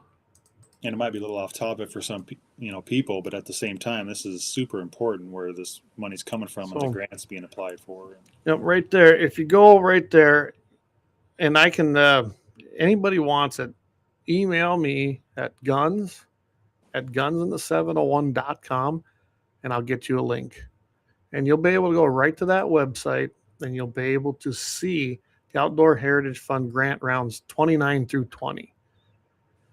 And they're all there, the application summaries, the proposals, and you can read every single one of them. And you'll see what you think about them, because I didn't believe that they all deserve to be funded. I really don't. And that's the way I believe. And I can tell you that was Farm Bureau's, which the seat I hold, that's pretty much our policy book. It exists. We have a seat, so let's make sure that we can fulfill the mission of the actual Outdoor Heritage Fund, not just a big old slush fund. Is the way I don't like slush funds. I can tell you that the new chairman, she was the one that wrote a support letter for the one in Enderlin, so we know where she stands. Now on the Farm Bureau, but our policy book, which is dictated by the delegate floor, that's me and all the other members. Yeah, it doesn't fall in that line. So, but yeah, it'll be interesting. And yeah, anybody got any? If you ever want to ask me about it, please do, because I'm new to it, but I've learned a ton in a short period of time. And it's, personally, if it was up to me, either we restructure it or it needs to go away, because I don't believe it's completely, truly fulfilling the intent of it. I think when it was started, it was a good PR thing between oil, gas, the energy sector, to actually give something back, to conservation. But everybody's term of conservation doesn't fall in line, does it? Yeah, exactly. No, that's why we just need more transparency with that too. It's not just CWD. It's just another topic we need to get involved in and see who's at the table and where the money's going and where these agencies want to spend it. Yes, yeah. I see there's a question here. Is the DOT affiliated with the Game and Fish? The Department of Transportation, I'm assuming that's what you're asking, Dan. I don't believe they are. I don't think they might do projects together, but especially when they're going across certain litigated acres, and when that happens, like on a road project. But I really couldn't tell you, because I know that over at Coal Lake, the DOT has land that the Game and Fish manage. DOT, maybe it's a different DOT. I don't know. I don't know, Dan. I really don't. I do know that sometimes, like good examples down at Shade Hill Reservoir south of me, that's all Bureau of Rec and or Army Corps of Engineers land. And what they have done there is they have contracted the South Dakota Game and Fish to manage certain Bureau of Rec lands, like where my cabin's at. So they do some of that, it's literally a contract, basically a subcontract to manage it for them. So maybe there's some of that going on. I really don't know. Could be. I'm not sure what he's talking about. Okay, he says here, I contracted fencing for Falkirk Mine. I did all the fencing around it. Okay. Yeah. I couldn't answer that question. I really don't know. I know where you're at. I know what you're talking about, but I'm just not. I haven't spent a lot of time up in that area, so I don't know. I know. Do you know anything about it, Dusty? Nope, I don't. I can't say anything on that one. Well, I know one thing, Dusty. I want to get up to your place. I want to see what you did, especially the things I'm planning to do here. Maybe I'll steal some ideas. You know what I mean? Well, again, it just takes all of us working together. We're gonna get North Dakota straightened out and get our game back. Yeah, absolutely. I see. Eric somewhere said just because you put corn there don't mean the big. Yeah, says just because you got corn out doesn't mean big deer are going to show up, especially during shooting hours. Well, that's very, very true. That's right. This year it kind of worked though. Like I said, there were some nice bucks taken off this place this year, but yeah, it helps, but it doesn't guarantee you anything. I do have something there that probably will help that a little, because I know that those two quarters are breeding areas. I mean, that's where I found all the drops all the time, and I know it, especially for whitetails. There's a lot of mule deer hang out there too.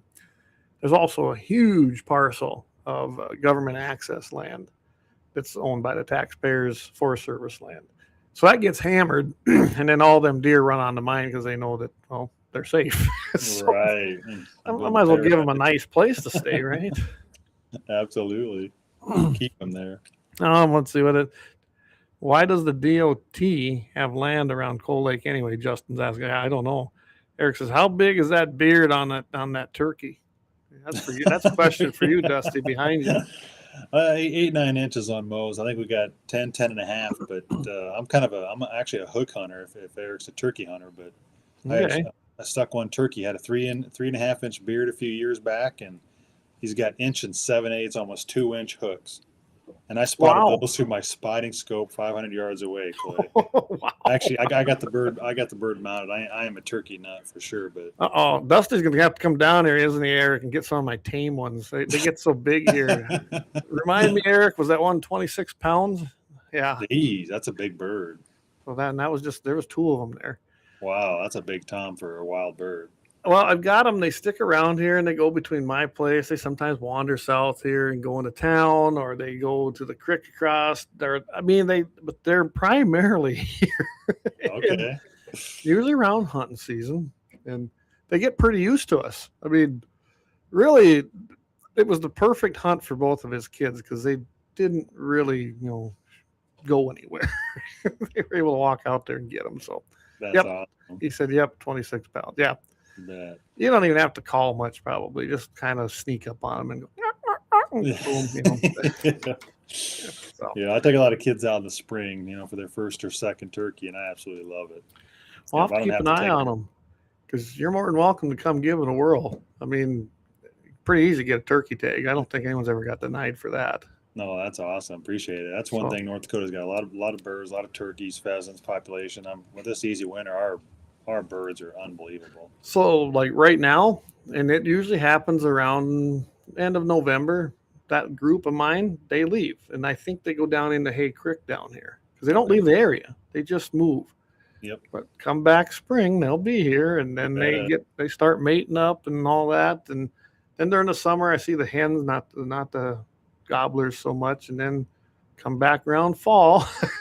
I don't know. It's just, they come again. It's kind of their pattern. It really is. So yeah, well, they're kind of like deer. They kind of winter up too. They got their winter ground. So, but I can tell you, I can get you on some land up on the river north. I mean, that guy wants all them turkey. I think he wants them all dead. Probably a lot of guys are like that. They go out and tear his fields up, something horrible up there. So I know that if you came, we could put you. I can't guarantee you'll see turkey. They're a little wilder up there, but they're there.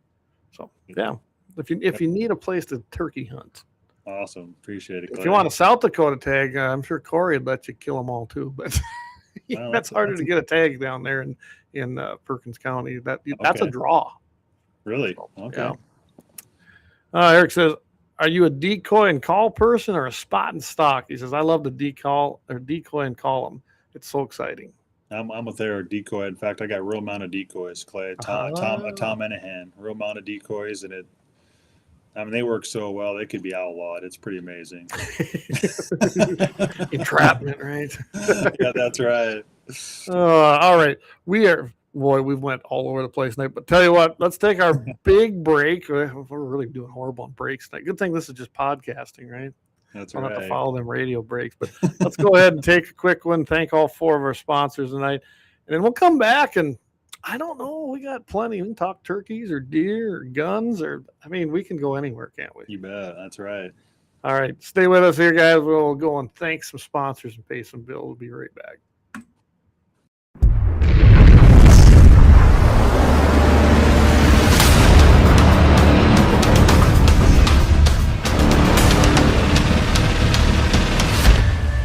LAUER Auto Repair, located at 309 South Washington Street in Bismarck, North Dakota. Give them a call at 701-258-6308. The team of mechanics at LAUER Auto can take care of any problem your vehicle is having. And when you do business with LAUER, you can be assured you're doing business with a pro Second Amendment America First repair shop. There are plenty of other auto repair shops in the Bismarck-Mandan area. But why take a chance at patronizing a shop that might not have your beliefs at heart? Make no mistake.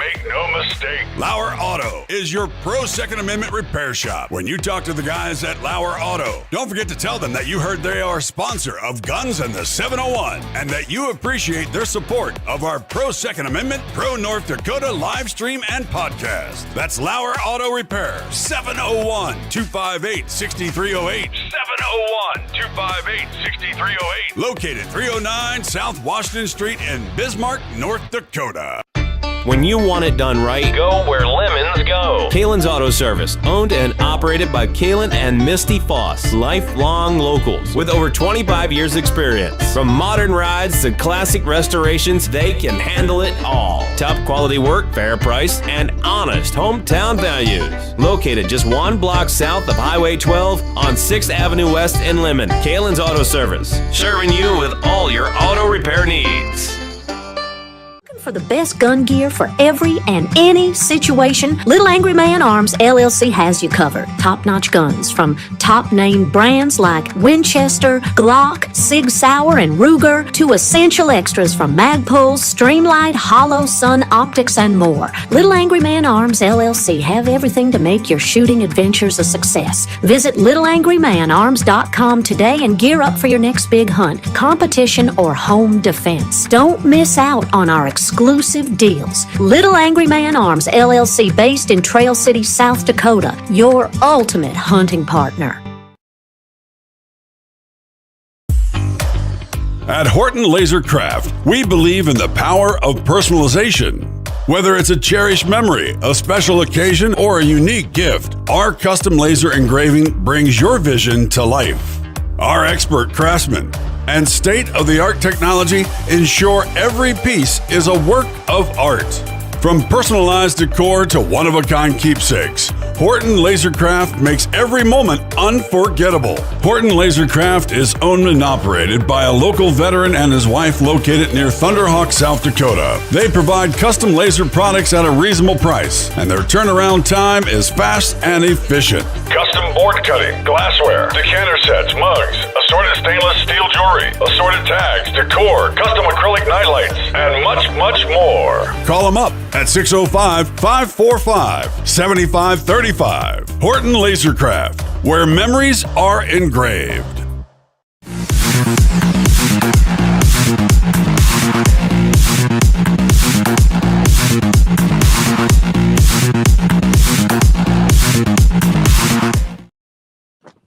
And welcome back. And yes, we've been talking about everything here with Dusty Backer. Backer bees. We haven't even talked about bees because I like talking about bees. I know it's been even though I'm allergic to them, it's been a new interest of mine. But Corey says yes. I can comment now.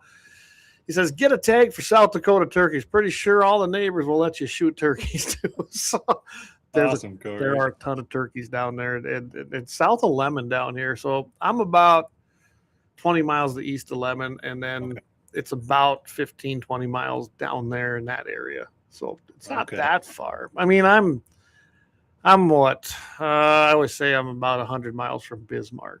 So okay, yeah, not too bad then. Probably a couple hours from our place. So I appreciate that. So where are you at exactly?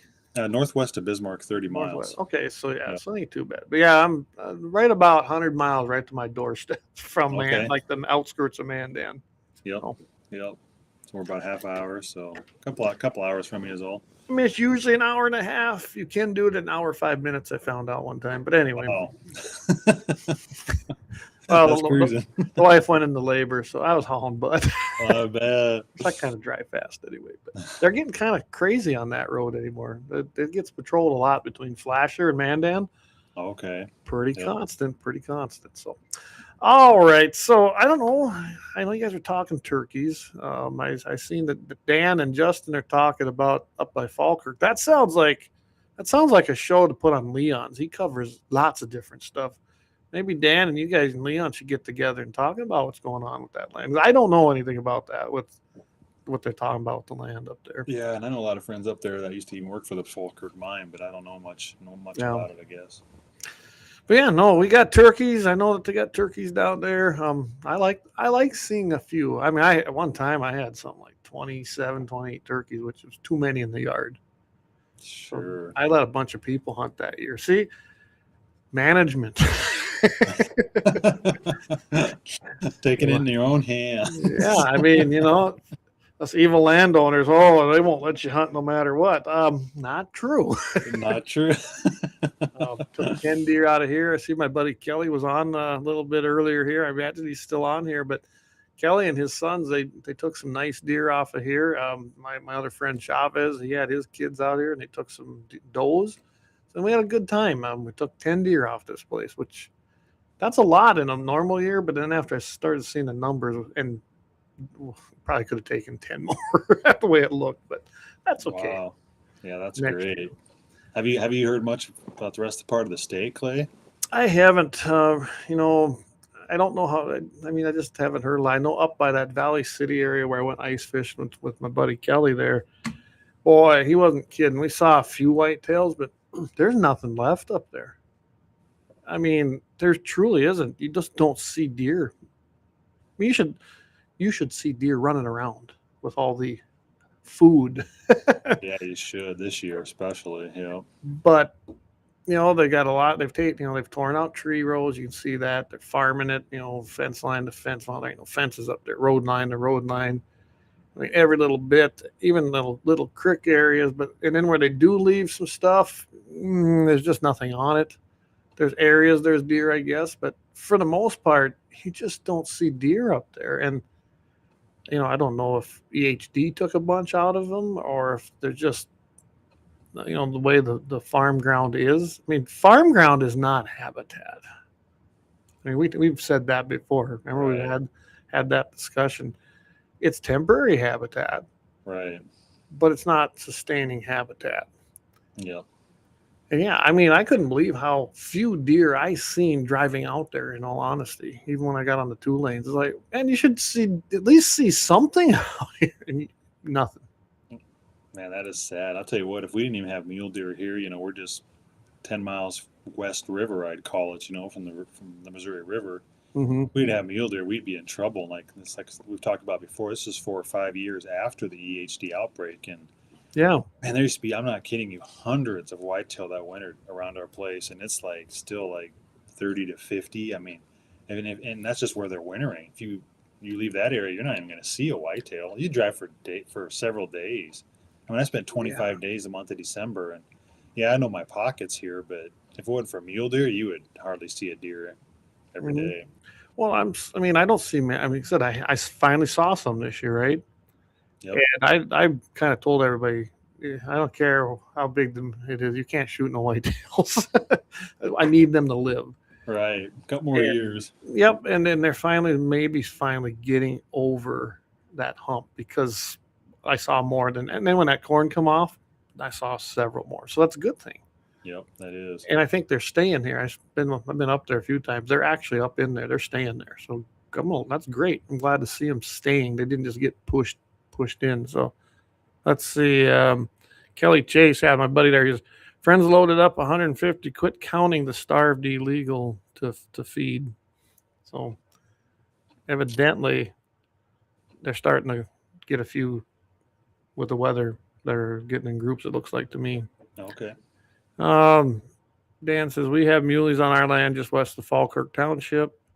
Eric, he says, yeah, they were whitetails too. Eric said, yesterday I saw a group of about 250 deer, and there were probably 50-ish deer that scored 135 or better.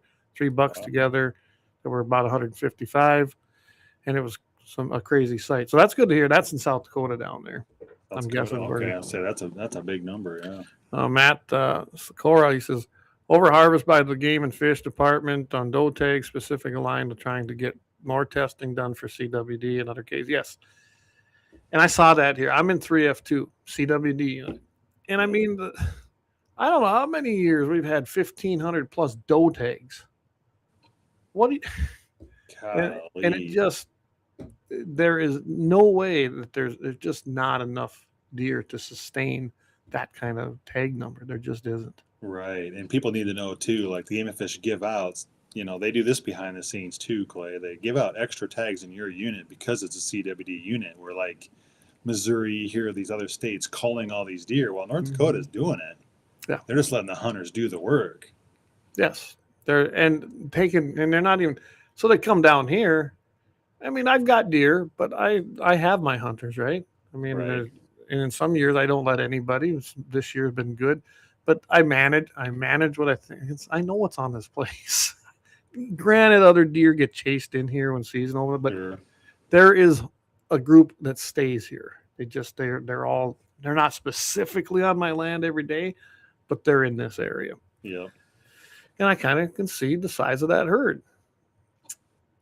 So just because you get a tag either, that doesn't mean you're going to get to hunt.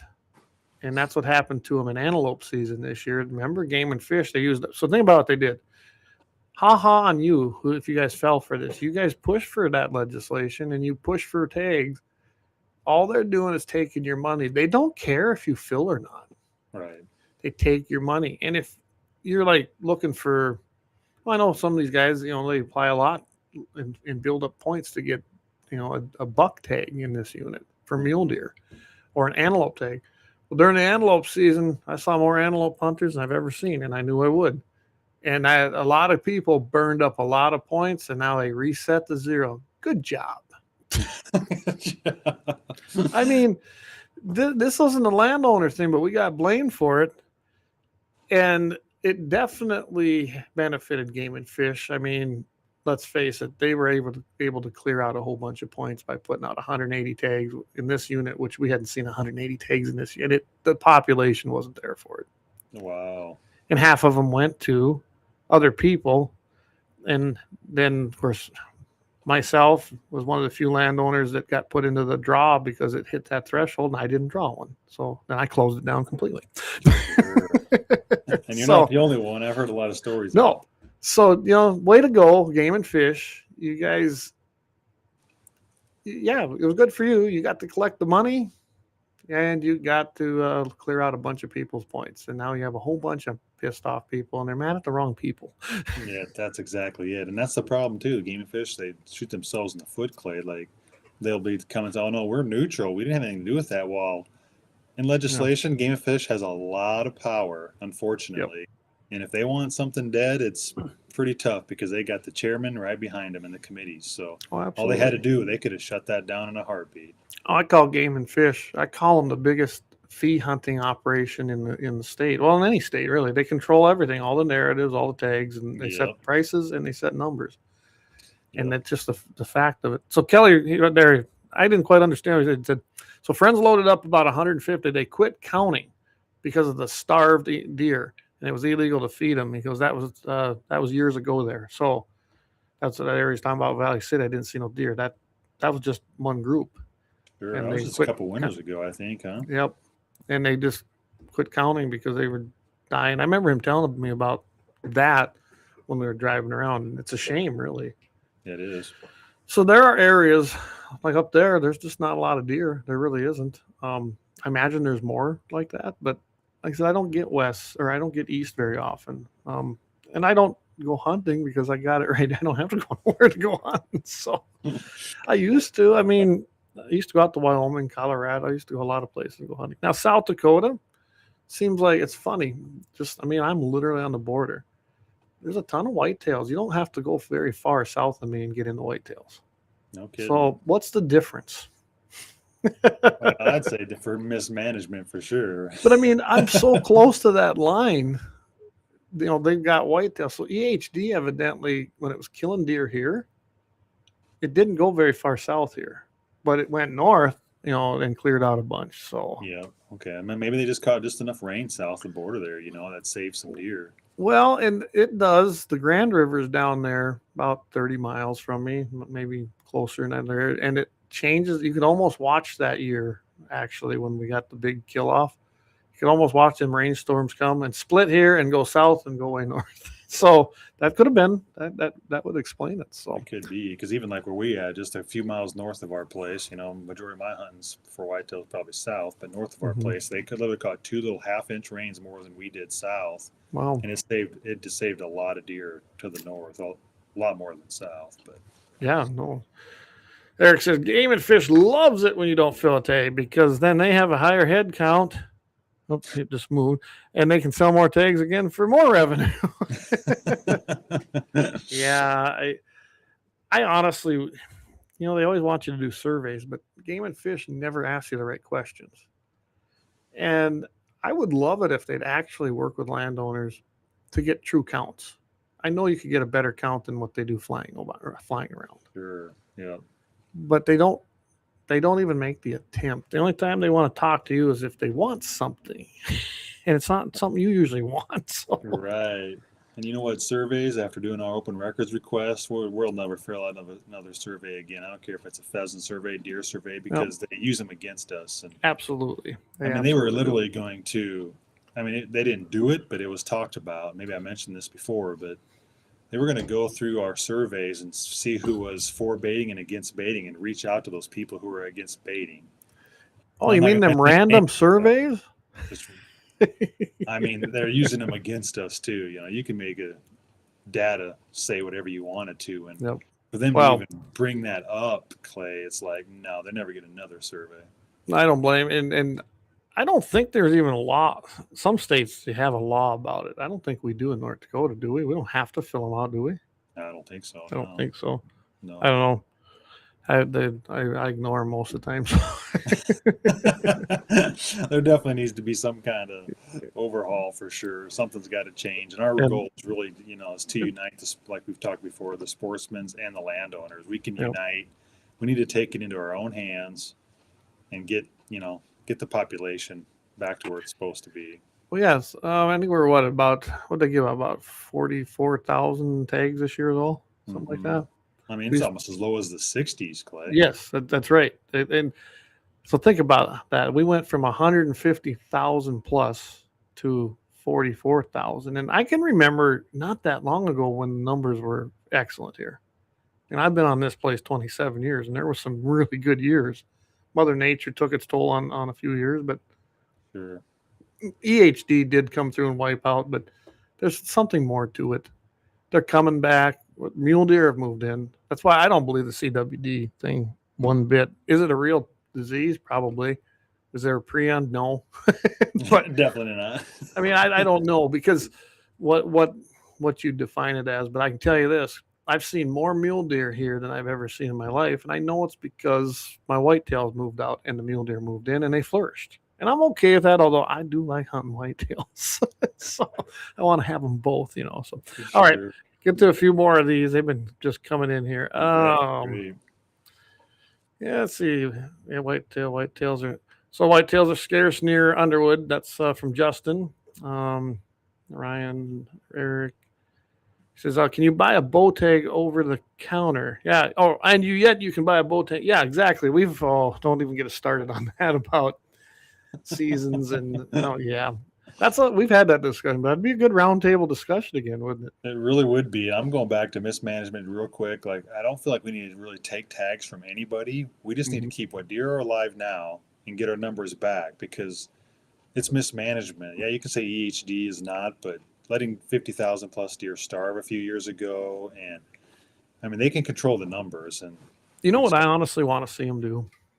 I want to see, and they'll never do it, but I want to see North Dakota deer season closed. I'm talking everywhere, 1 year. That'll tell us a lot of things. Either it will work and you'll see numbers go up, or it's not the hunting pressure isn't the problem, right? Right. Yeah. But they'll never do that. No, that would never happen. A lot of people probably would be upset too, but it would be. And as a landowner, I'd be fine with that. Sure. If they shut it down for an entire year, and I mean everywhere, to give everything a break, and let's see what happens. we know what would happen. Just you're right. keeping deer alive, you're going to double your population in 1 year, at least. That's I mean, the only thing that's going to kill them off is weather or predators. Right, and whether we can help. Whether we can help, and as landowners, most of us do. And predators, yep. I mean, I'd be an advocate for that, but I bet they'll never do it because the money. Follow the money. Corey says, yeah, EHD is really weird. Flat Creek area have quite a few dead south of Meadow, hardly any, but they got more rain also. Yeah, that's right. And the reason around Flat Creek, and this is what I found the last time EHD came through here.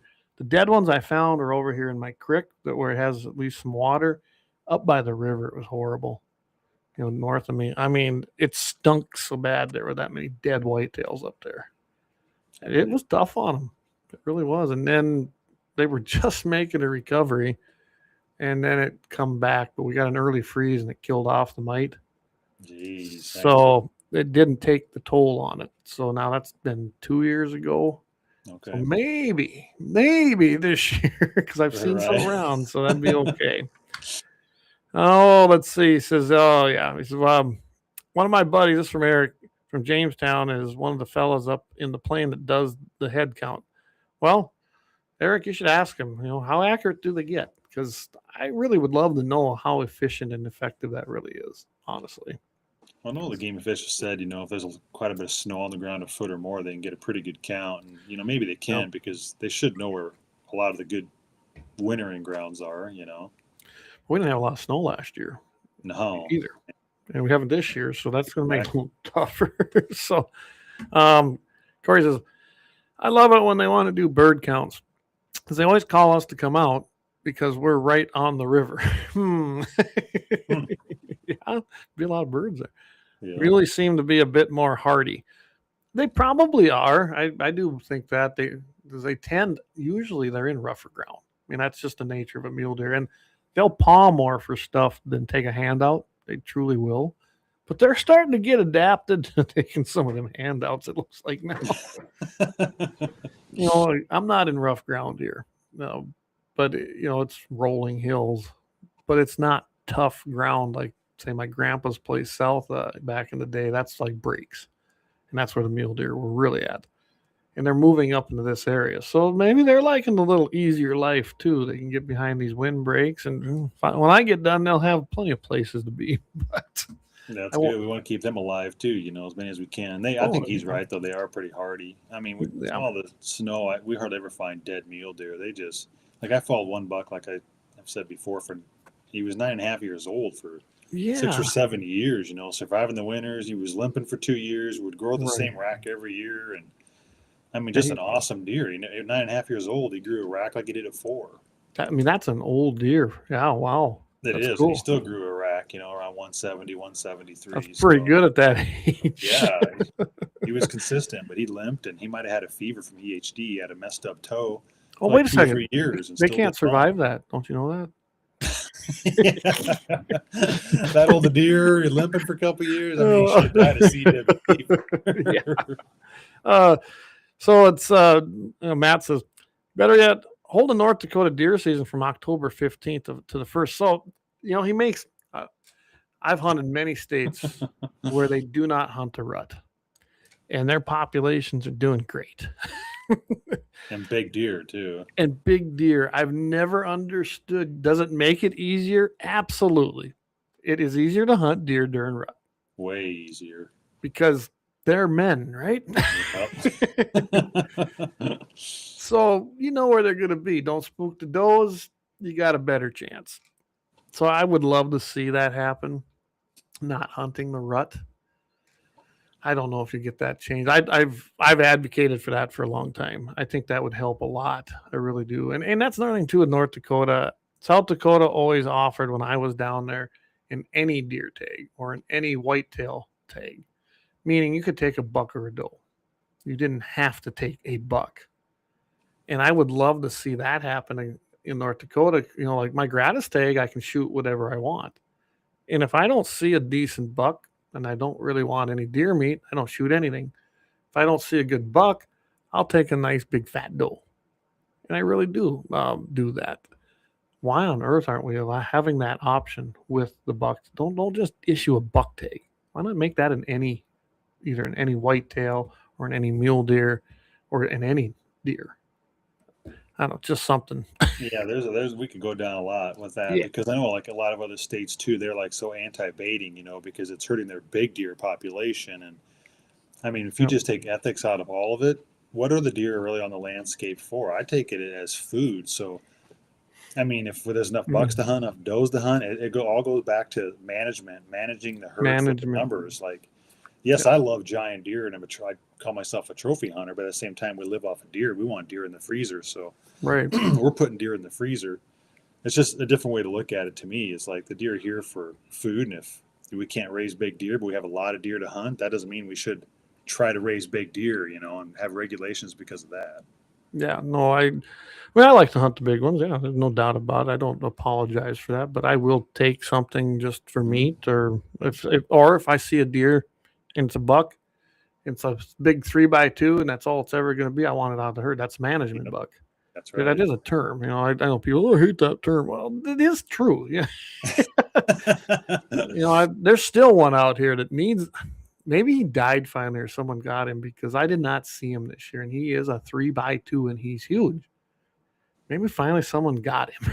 I got a couple of those running around here too. That just 6-7 years old. I'm watching 4 or 5 years, and they're just 3x2s, heavy. Yep. Heavy, and it's cool, but I don't want them in the herd. I want them gone. So, well, that brings up a good point, though. I mean, instead of taking tags from somebody, maybe it could shift the season where not as many bucks or deer are getting harvested.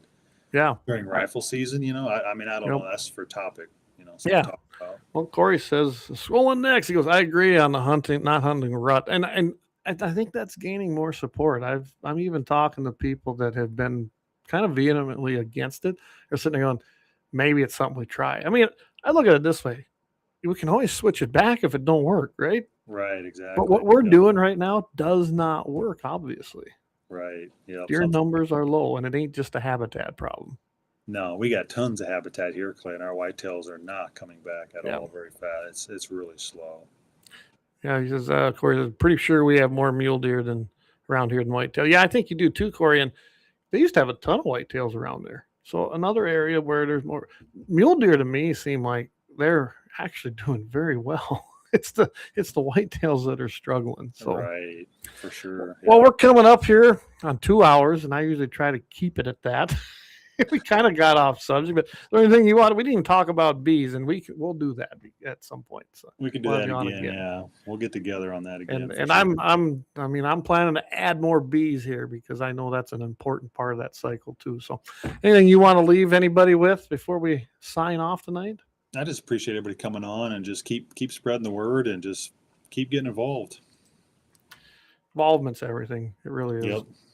An active, involved populace means we the people do govern, not the other way around. We don't want to be governed. We should be doing the governing. That's right. And we can make a difference. If somebody says, I'm one person, I can't make a difference. No. Well, I can tell you, you guys made one hell of a difference in that legislature, especially with all them orange shirts. I'm telling you, to see the pictures, and I can tell you from being there enough, that's intimidating to them guys. They're like, ooh. So, yeah. But if there's the next time, we'll have a couple hundred in there. Wouldn't that even be better yet? Absolutely. So let's see. What did Corey say here? He said, definitely like to talk about bees also. Maybe we'll just have to do something just kind of dedicated to that because I can learn a bunch yet. I can tell you that. That's right. Let's do it.